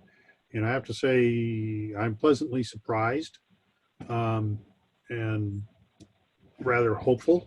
It looks like most of the issues that we had have been addressed, I think, favorably. And I would actually support monitor at this point. There's still a few things that are a little bit troublesome. The biggest thing that really caught my attention is that still the state law enforcement agencies are exempted. And that is one of the key objections I have to this thing. But with most of the other modifications, I'd actually recommend monitor. And I'm sorry, this is Stan. Thanks, Andy. My understanding, and again, things are moving so fast, so it's hard to know what the latest status is. And Lauren, maybe you can update us on this. It's my understanding that State Patrol did get added, and that if they did, that means there has to be a fiscal note tied to it, but that there were still other state agencies that can do enforcement action that were not added. So maybe there was something in there about a compromise. Is that accurate, what I heard or read? Did State Patrol get added? I That's what believe I that heard too. yeah, go ahead. I believe it did. I don't know if the fiscal note has been updated yet. I'm looking right now to see if it has. Okay. And again, it'll get changed again depending on what amendments get get adopted to the bill today in the House Finance Committee. Right. Yeah. This is Dick Go ahead, Ellsworth. Andy. If I can add something really quickly, I think the position we should take is monitor and continue to seek amendments. That way, they know we aren't upset with the bill. We would like to make it better, and then we could be in the mix a little bit as far as amendments are introduced. People might want to talk to us too, or talk to Lauren, although she's probably in the middle of it. But I think a monitor and continue to seek amendments would be a good position for PPACG. And thanks, Dick. I think my sentiments are going to be similar, and perhaps Yolanda will accept that position. One of my big concerns, again, was an unfunded mandate coming down to local government, and then the law applying only to local law enforcement and not applying anywhere to the state, which would have produced just a huge amount of confusion across the state, where these requirements would apply to one set of police forces, but not apply to another set of police forces. And of course, part of the reason for that was, in order for state law enforcement to be added, there needed to be a fiscal note, and they were originally hoping to avoid the fiscal note altogether. But it sounds to me like there is some form of a compromise in there. I think a monitor and to continue to seek amendments, I think, is perhaps a wise approach. And in an additional amendment that I would be interested in, and hopefully somebody will be proposing that up at the state legislature, is to not just include State Patrol, but to put in the fiscal note requirements so it can apply to all state enforcement agencies, not just the State Patrol. But anyway. This is Commissioner Williams. I guess I would agree going to a monitor status at this point in time, just because the amended version came out of the Senate with only one person voting against it. So we must have had some really good amendments there. And I was able to watch a portion of the debate, but Senator Gardner was carrying a lot of the amendments and the arguments. So I have a little bit more faith that this bill might be okay, unless the House totally rejects all of the Senate amendments. So I would go ahead and just let's move it to monitor and see what happens. Can we just kind of ask, is that okay with everybody if we just move to monitor? Is there anyone who disagrees with that right now? This is Yolanda. I'm good with moving to monitor, but just remind everybody it's got to be unanimous. So I'm just didn't want to. Well, I would suggest monitor and seek amendments, because there is still a few things. As the amendment that Stan mentioned, I think would be a good one in there. Sure. I mean, the way it was originally structured had an awful lot of bad stuff in it, and a lot of people were signing on just because it had a catchy title, as opposed to actually reading through it. Now, I've been trying to read through the amendments, and that's a heck of a lot. I just haven't had time to do that all yet. But it looks like it was pretty good debate and a lot of discussion.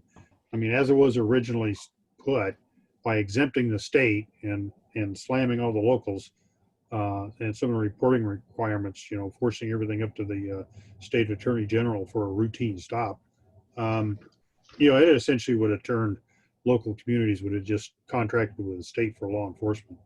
And I don't think that would have been a good idea either. So I think where it is right now is going in the right direction. I think monitor with further amendments would be what we would, This is Sharon Thompson. Andy, are you done? He's on mute. Yes, I'm sorry. Okay, so I agree with moving it to monitor, but watch for amendments. I'd also like to make a statement that I think there's going to be times where we take a position as a PPACG board that might be different than a position we take in our role as a individual municipality or county commissioner. And I want to use an example of the PFAS bill that did not come forward this year. I was actually going to have two positions. I was the city. We were going to support the bill because CDPHE has done such a good job for the city of Fountain with the contaminant control. But as a member of the PPACG board in my role there as a regional person, we were going to oppose the bill because of the expenses it would cost to the various communities in the region. So sometimes we may have two positions as an elected official, and I think that's okay. So we always need to be looking at, is my position on this vote as a regional member, or is my position on this vote as an individual community representative? And I think that's okay, as long as we're explaining why we might have a different position and two different roles that we might have. Okay, thank you, Sharon. Okay, I think we have direction on that bill for now. What else? What is that direction? Is it a monitor with amendments? Monitor, but watching amendments. Are we advocating for amendments or? Yeah, if I might, Madam Chair, the current is oppose as introduced and seek amendments. I think we just change it to monitor and seek amendments. Okay. And that's what I've done. And I've just sent Jessica a list of the description of all of the amendments adopted in the Senate. And so that should be helpful when you see that list. It's just a brief description of each one. And then when I know what amendments get adopted in the House Finance Committee, we can do the same. Great. Okay. I'll move on to the workers' comp presumption bill. Jessica's already highlighted that bill. This is a pretty big deal. For those of you that aren't familiar with what this bill does, it flips the rebuttable presumption, requires employers to prove at a high legal standard of clear and convincing evidence that a worker did not contract the COVID-19 virus on the job.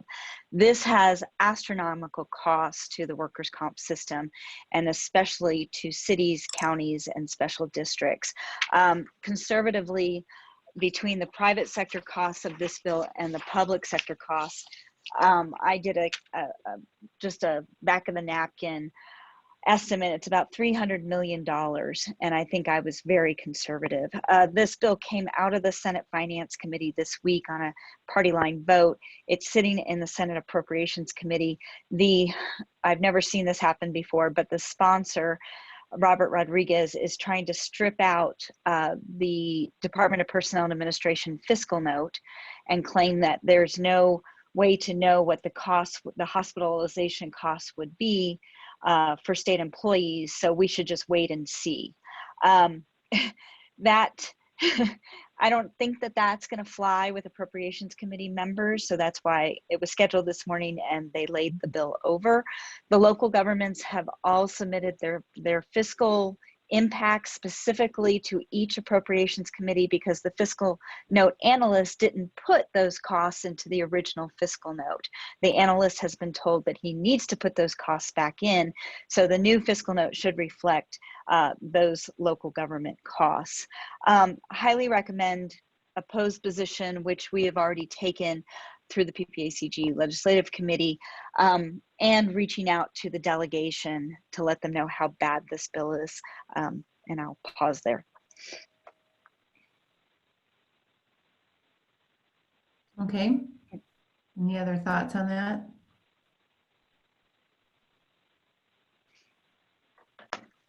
Okay. All right. Let's move on. Then the last one I wanted to touch on, which Jessica and Stan have already, and Dick have already discussed, is the Gallagher Amendment SCR Senate Concurrent Resolution 001. It did pass out of the Senate on a bipartisan vote already.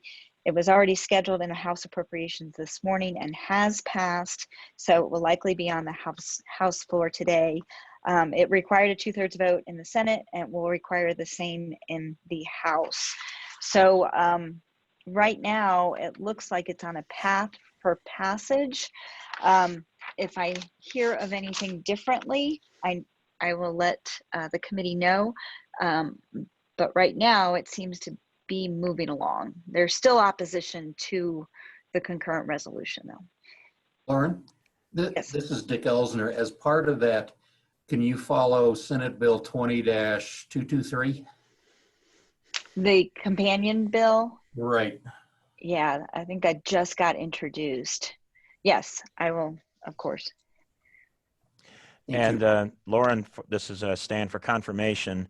If this does pass through House and Senate, that means it gets referred for a ballot. Is that correct? Correct. Yes. And it does not need a 55% approval because it's a repeal of the amendment. It's not an amending. It's not amending the Constitution. It just needs a simple majority. Good clarification.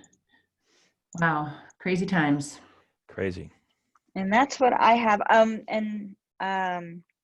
The PFAS bill that PPACG has strongly supported. Sharon has been the champion on this one. House Bill 1119 passed out of the Senate today and is on its way to the governor. There were no amendments adopted in the Senate, so that's on its way to the governor for signature.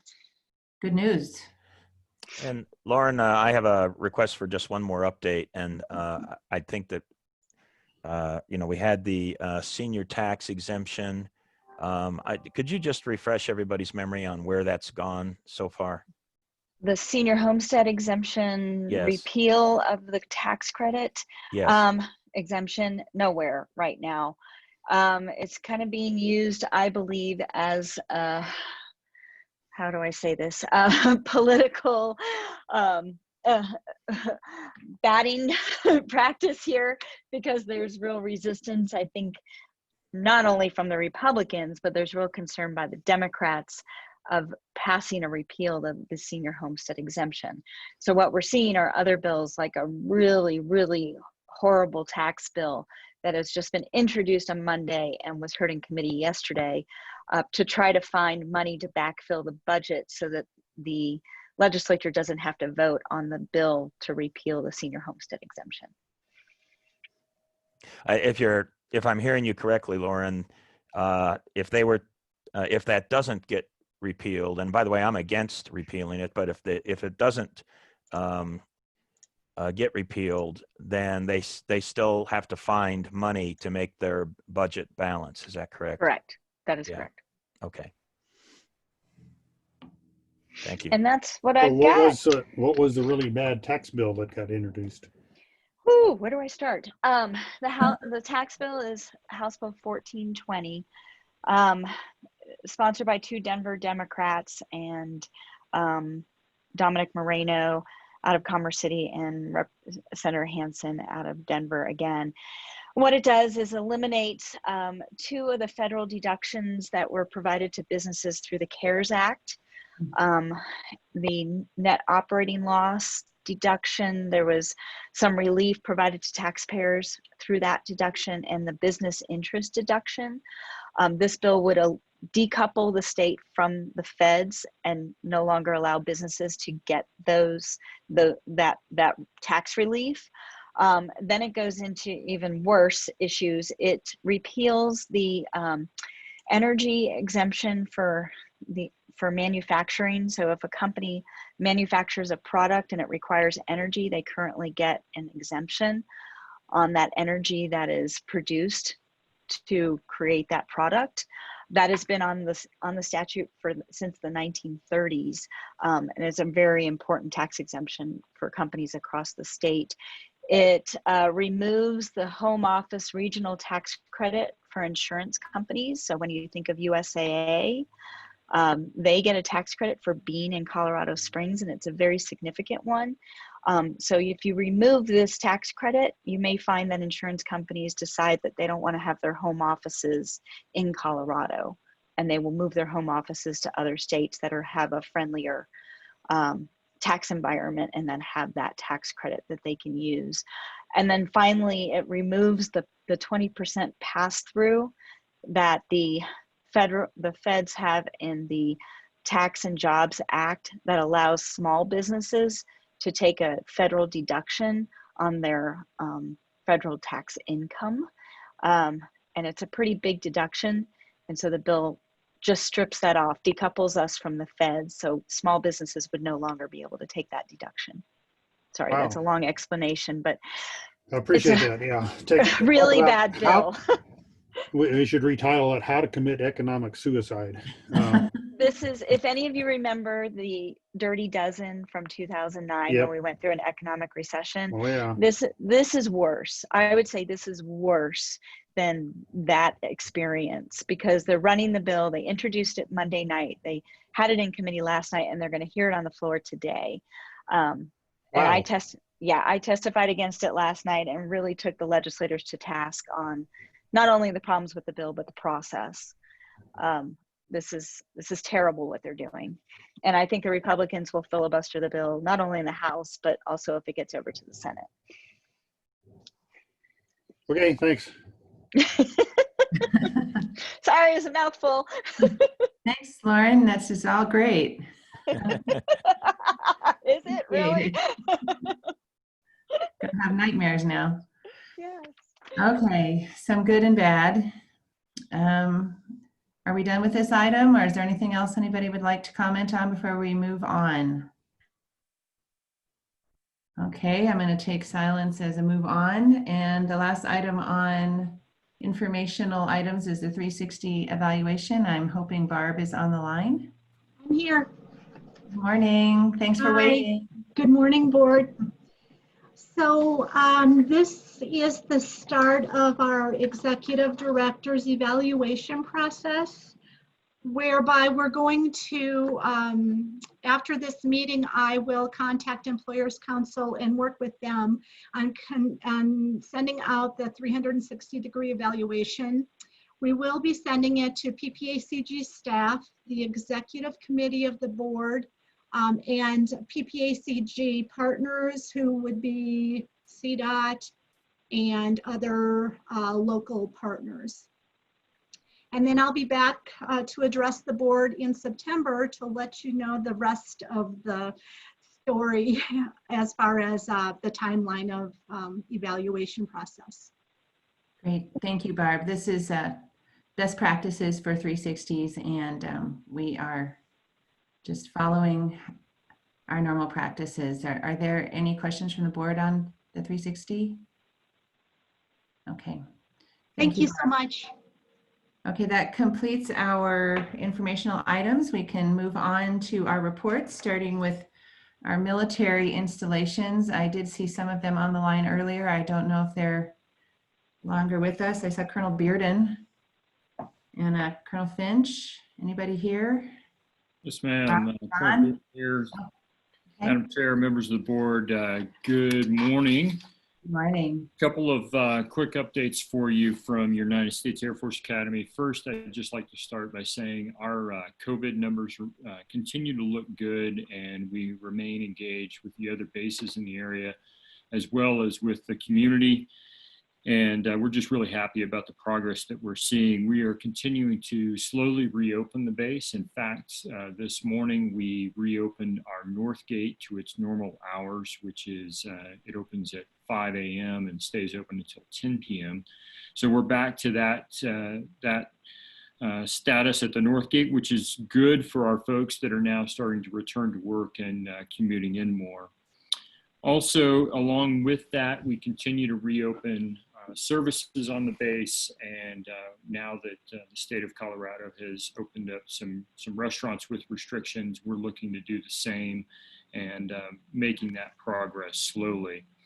The last thing that I would offer for you all is that Indoctrination Day of the class of 2024 is on the 25th of June. So we are very excited about bringing on the class of 2024. As you all know, that is our mission. So we have to bring them in to get our mission done. So that'll happen on the 25th. It's going to look very different this year. They will be going through a 14-day restriction of movement, and they'll be tested upon arrival and then during and after their time in restriction of movement, so that we know that we've got a class as they go off to training that is free from COVID. So we're excited about that. It's going to be a lot of effort. It's going to look a lot different, but we're excited to have them back. Along that line, we are getting cadets back right now. So we had about 500 come in earlier this week, and we will continue to ramp up so that they'll be here to train the new class. And we expect by the end of the month to have about 3,100 of our cadets here, and then a full population probably by the end of August. So we continue to work through those details. And that's it from your academy. The only other thing I would say is 2 years flies by, and it is time for me to head off. So I'll be leaving for Scott Air Force Base in Southern Illinois, right near St. Louis. And so I will leave about the time of the next meeting. So my replacement is local though. Colonel Brooke Reinhardt is coming over from Peterson Air Force Base. And so she's familiar with the area. She's a graduate of the Air Force Academy, and she'll be a great fit. And I'm sure you'll enjoy your time with her. So thank you so much. It's been a pleasure working with you all these last 2 years. And that's it from your academy. Great. Thank you, Colonel Bearden. Great words. We're excited about the academy, and you will be missed. Safe travels. All the best to you. Thank you. Good luck.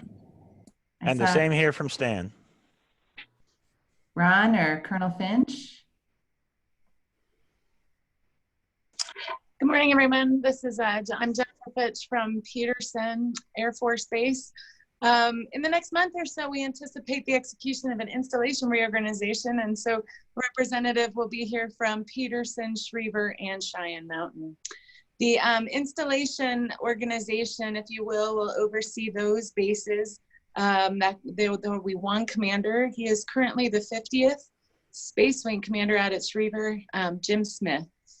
So a lot of changes this summer. Changes in command always occur during the summer, and some are postponed and some are on time due to the current environment with COVID. But those of you who have worked with Colonel Kirsten Aguilar, she will be departing this summer and replaced by Colonel Dave Wilson as the MSG commander as well. As Rob mentioned, we continue to see the decrease across all of our positive COVID cases, just as all the other installations and the county. So with that, further openings for us, the golf course, the food court for some dining, all are increasing our morale for our airmen here at the installation. We do have other services, and those are listed on our websites, but definitely in line with what's going on with the county as far as safer at home and in the greater outdoors. So appreciate, I know when Mr. Biondo was here, we had suddenly lost our wing commander, Tom Falzerano.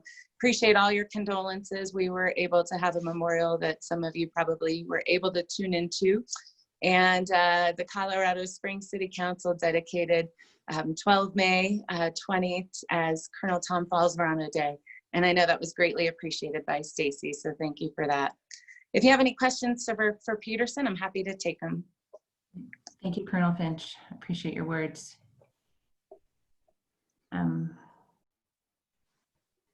Madam Chair, it's Ron. So if you're ready, I can give you an update from Schriever Air Force Base. Great. Go ahead. All right, thank you. So in line with leadership changes, there'll be a number of changes here at Schriever Air Force Base. Colonel Hugh Wells will be departing, leaving the 50th Network Operations Group, and he'll be replaced by Colonel Rob Rockwell on the 16th of June. Also on the 16th of June, Colonel Laurel Walsh will relinquish command of the 50th Operations Group, and Colonel Matt Holston will take command. We're also planning for the stand-up of the 750th Operations Group on the 16th of June. That's contingent upon the Secretary of the Air Force's approval of the final document, but we're anticipating that to take place this week. So as long as everything lines up, Colonel Casey Beard will take command of the new 750th Ops Group. On the 7th of July, we're planning for Colonel Brian Keel to relinquish command of the 50th Mission Support Group, and Colonel Erica Farmer Hill will take command of 50 MSG.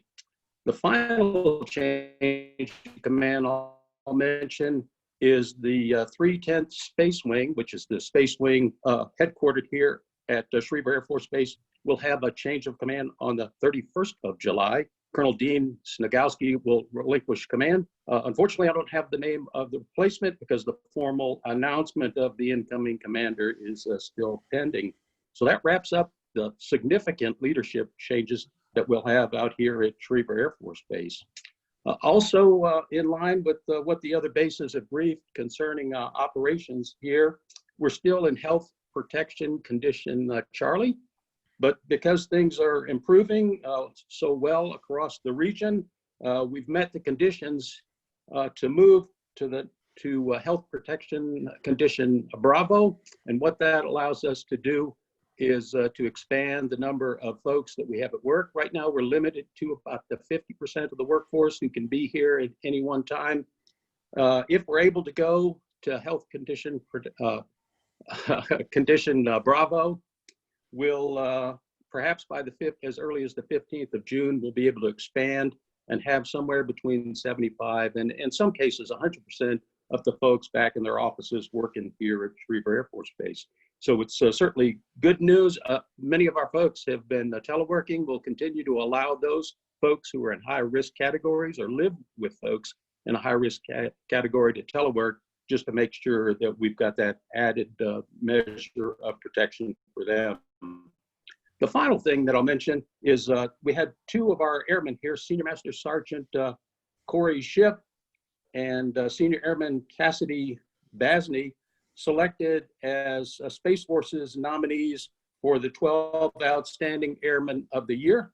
This is a particularly important event because since Space Force is a new military service, Senior Master Sergeant Schiff and Senior Airman Basney are the first airmen in the Young Services history to earn this honor. They'll go on to compete at the Department of the Air Force level to be perhaps selected as two of the 12 Outstanding Airmen of the Year, but we certainly wish them all the best as they compete at the Department of the Air Force level. And with that, I don't have anything else unless there's any questions for me. Thanks.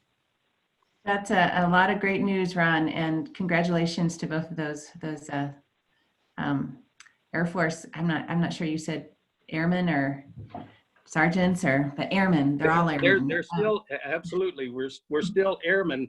So you know the application period for applying to join the Space Force ended on the 31st of May, but there's still a process that folks will have to go through before they're actually inducted into the Space Force. So right now we're all still airmen out here. Thanks. Very exciting and lots of change. Okay, are there any other military folks on the line that I neglected to see? Okay, let's move on to, so are we not having TAC and CAC, or are we having TAC and CAC? Oh wait, I'm gonna look at the agenda actually. No presentation, no presentation. Let's see, CDOT monthly update is the next one with presentation. Hi, so again, this is John Hall. Thanks for having me, everybody, in for Shane. So he just wanted me to go through some construction projects, the MAMSIP projects, right, plural. No construction per se, but there are impacts, night work on I-25. It's survey related, investigation stuff to support the design. And then Shane wanted me to point out that July 13th is a scheduled grant celebration, right, for the success in the grant application. So I think he told me that essentially, more to follow on how much of an event or in-person event that will be. But I think you all are aware of that and have it on the calendars.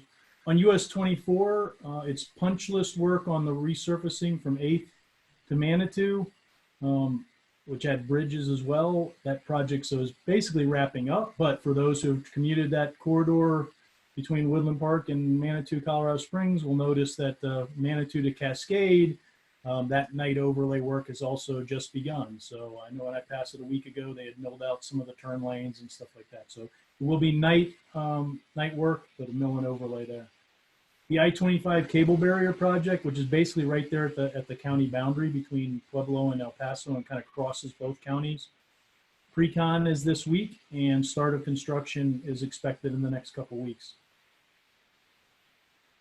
And also the Colorado Springs ramp metering project is pretty much wrapping up this month as well, although there were issues with the overall fiber backbone within Colorado Springs, through Colorado Springs, that CDOT still has to work on before those will become in full operation. So might see some of them that can be locally controlled with the sensors and stuff like that start to kick in, but more work before those really get up and running. And I thought I would just renote what Commissioner Steen noted earlier. Those two projects on that memo, 23537, which was a bridge deck repair work and could have included a bridge, and the other project on that memo, 23522, which is of course the Powers Research Interchange. Now with all the drastic funding changes in the last few months, right, both of those are on the table right now. They're not, so Powers Research, of course, is one my residency is heavily involved in, and man, we'd love to see that go. We're continuing to wrap up, hopefully, the design, put it on the shelf, and certainly my understanding, and I'm sure yours as well, that still remains basically one of the top priority projects, if not the top priority project in the Colorado Springs area. And we want to keep it that way and have it ready to go when hopefully things turn around and some funding becomes available. So I think that's it, barring any questions. Great. Thank you, John. Are there questions? I see Norm. No? Okay. So we are on to stack then. Yeah. Thanks, everybody. As you can guess, the focus of the stack meetings have been on budget and the statewide plan. There was still one of the major items was a reaffirmation that the statewide plan objectives are still our objectives. As is any good plan, the objectives are not resource dependent. They're still our targets. We just recognize that the targets may have to slip in terms of scope and maybe in the timing. But the stack statewide did reaffirm that the statewide plan objectives remain the objectives. We'll just have to perhaps adjust our timing to get there. There was some discussion by Rebecca White, the director of DTD, on the statewide plan, the 10-year vision. It kind of laid out some of the specifics there. Probably no real surprises, but we do expect that full adoption of that plan by the TC, I think in August. I mean, correct me if I'm wrong, if that's not correct. There was a lengthy budget review, kind of assessment of the process underway by Shoshana Liu. She recognizes, and the entire department does, that with the smaller plan, we recognize that a lot of that is going to have to slip. So they're starting with a smaller plan, smaller executional plan, and then gradually build it back up as funding becomes more clear. A lot of unknowns, including in the national scope. You may have known that there's the Democrats, the Congress have introduced a new bill called the Invest Act. There's already some discussion about scope. It is not a bipartisan bill. It has no funding attached to it yet. That has to yet go through the House Appropriations and the Senate Finance Committee. So it's basically a bill of aspirations. But if there was any funding with that, that would affect, of course, how Colorado would build out in the coming years. There's still discussion about toll credits, and I can't say I still understand what those are or how they work. Someone has tried to school me a number of times what toll credits are, including some of the best, and but that is still a discussion how a toll credit can be used as a local offset, the local match component. So CDOT's working the very best to try to get cobble together funding for these I don't know, just kind of brings to mind the term Franken funding was a term used in past years about how to get things done, cobbling together multiple sources. But I guess the bottom line is that the STAC and the CDOT staff are still resolute on the 10-year vision and the project list and the long-term plan. That's it for now. Keep it kind of brief. The next STAC meeting, by the way, is this coming Friday. It'll still be a Zoom meeting coming up the day after tomorrow. Any questions I can help with, Madam Chair, or anybody else? Questions for Norm? This is Stan. Just want to say thanks for the great update, Norm. Appreciate it. Yeah. Thank you, Norm. Thank you, Stan. Okay, then we are on to our Executive Director report. Andy? Okay, sure. Madam Chair, just 2 items real briefly. One, happy to announce that we've hired a mobility coordinator. Patrick will be joining us July 1st.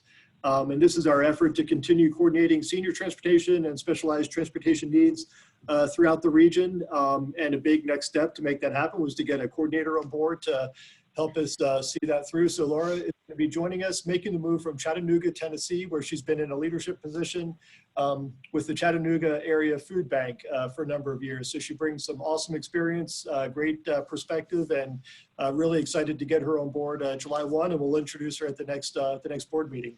Then the other item is we had a really good conversation with the board at the workshop meeting this past Friday on our budget preparations for 2021 for PPACG, and also how we can tie this in with not just our annual work plan that we put together, but also with our strategic plan. So we'll talk about this a little bit more in July as well, but we're proposing to do a kind of a mini update, or probably better characterized as kind of a refresh of the strategic plan. It's been almost 2 years now since you all adopted the initial one. I think it was fall of 2018.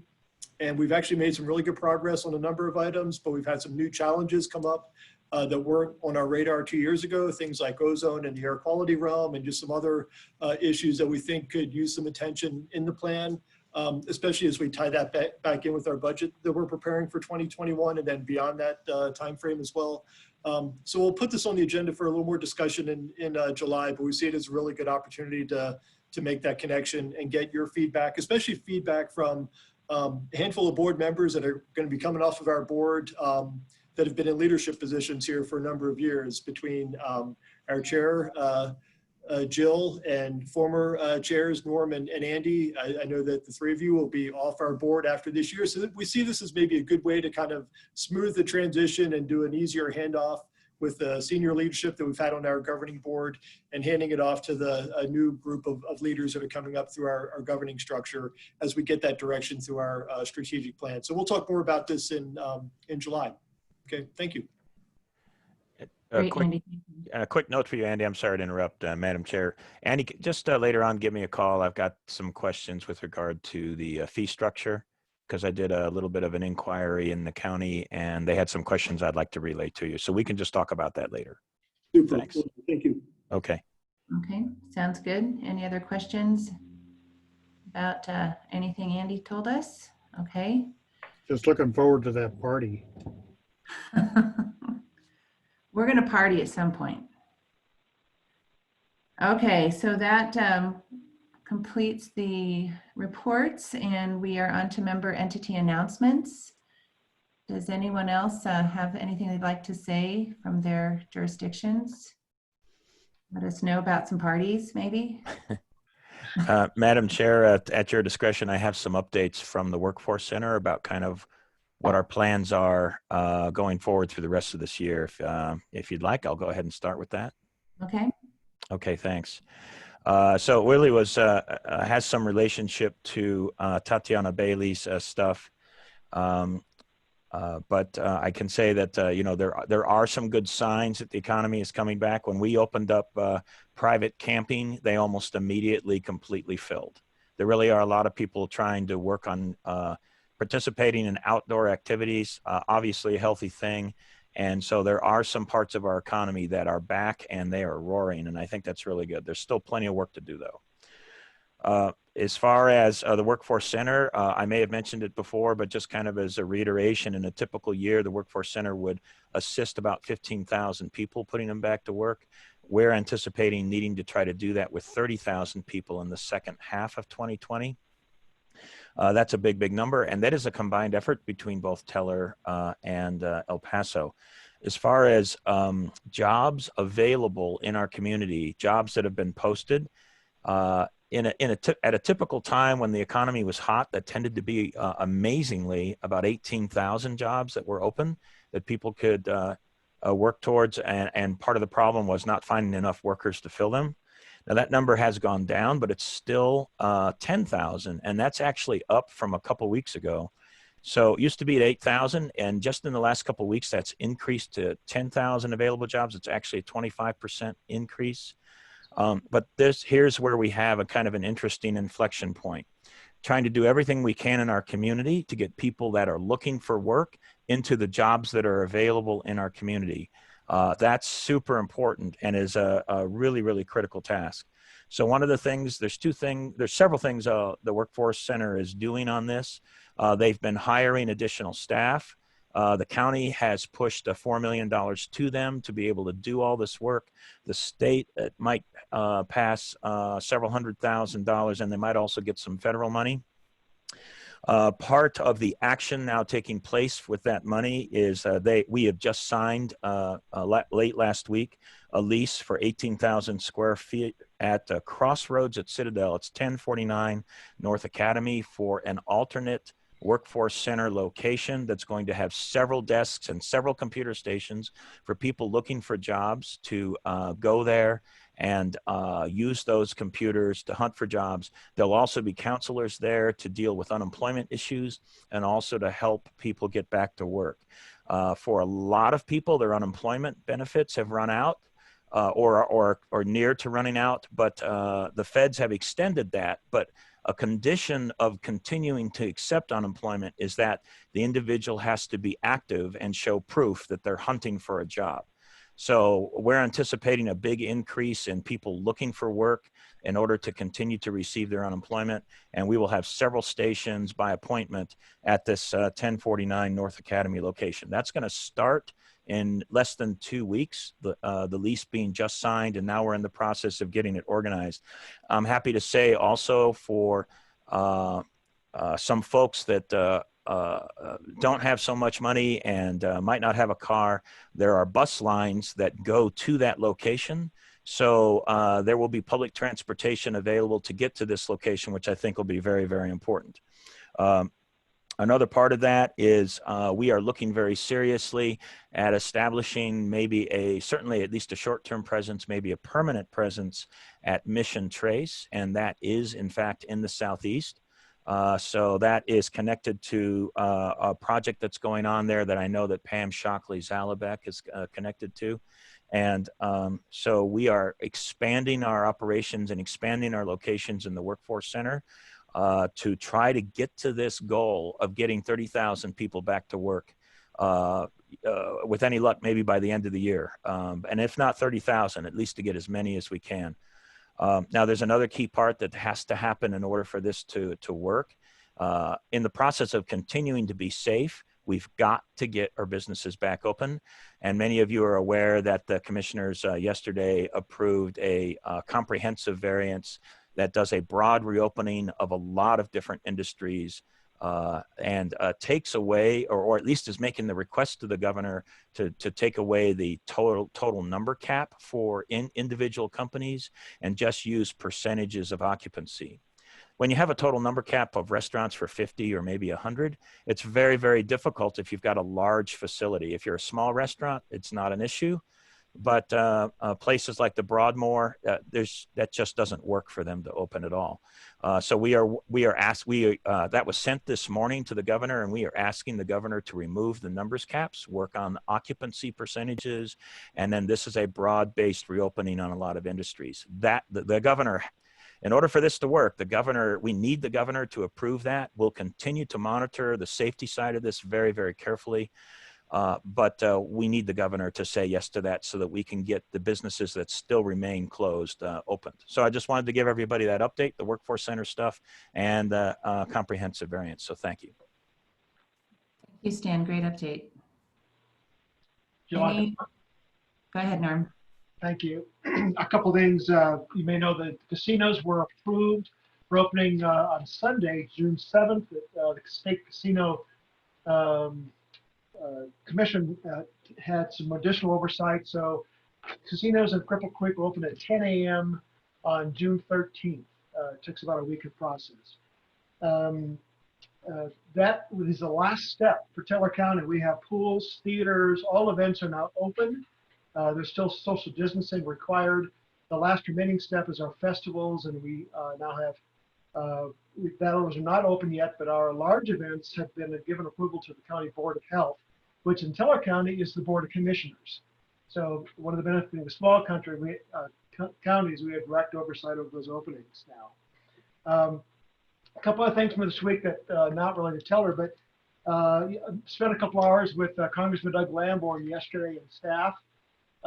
His perception is that the move from a provisional U.S. space headquarters, and it's now 6 years, we will know before the end of 6 years whether or not Colorado Springs is the national headquarters U.S. Space Force. He's very optimistic that that will still be granted on a permanent basis, and that announcement will come well before that 6-year provisional time is up.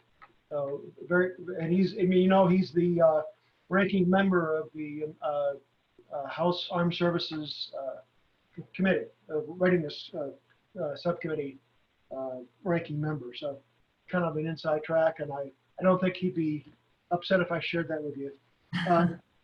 The last thing is that the Adjutant General of Kansas National Guard, General Mike Lowe, Major General Mike Lowe, is pending confirmation by the U.S. Senate for Chief of the Air National Guard.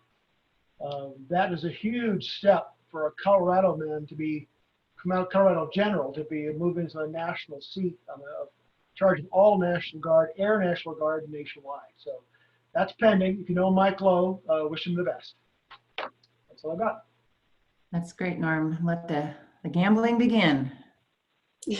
And on the note of Space Command, we heard yesterday from our mayor some of the criteria that they're looking at in deciding on which city will receive Space Command. And PPACG plays a role not just in transportation, but they're looking at senior friendliness and how we take care of our senior population. So let's make sure we're doing that well. Okay, any other jurisdictions? That's 1,200 jobs, Stan, that will be people back to work next week, 1,200 in Teller County. For the Cripple Creek? For gaming, correct. Gaming. Yep. That's a lot of jobs. So Teller County's done a great job of really moving forward on the variances, and we can all follow your lead. Well, yeah, good job, Norm. I want my theater. Jill. Yes, ma'am. Jill, this is Commissioner Bremer. Commissioner Vanderwerf very well covered our variance, but I also wanted to point out, we actually asked in there, this is an important point, we asked for local control to basically have our health department be able to make an assessment of where we are, what the data is telling us about infection rates, work with the hospitals on their capacity issues, and expand and contract on our own, kind of minus statewide orders. So I think that that is a significant request that we made, and I think the wheels are greased for that to perhaps be heard, and hopefully some other places can follow suit in that if we get approved. Yeah, that would be great. Thank you for that. And we really appreciated Commissioner Williams' editorial in the paper yesterday, which kind of discussed a lot of that. So great news, very hopeful. I see on the side here that Margaret Peterson has a note. Margaret, would you like to comment on that, or would you like me to say it out loud? From Green Mountain Falls? Maybe she's left. It just says that we are working on the 82nd annual Bronc Day to be held Saturday, July 25th, pending, of course, health mandates. It'll be small this year, but we are hoping to continue our annual tradition. Hopefully we can see you there. Oh, she has no speaker on her end. Okay, got that. So any other comments from communities? Communities working together? Okay, Well, thank you all for taking the time to meet with us on Zoom today for our June meeting. Is there anything else, Andy, that we should be discussing before I adjourn the meeting? No, that's it. Everybody stay safe. We'll see if we can get together in person next month. That would be awesome. So stay tuned. Okay. Thank We you. will remain hopeful. Thank you, everyone, for attending today. Go have a great day. Great. Take care. Okay, take care, everybody. Bye-bye. Bye-bye.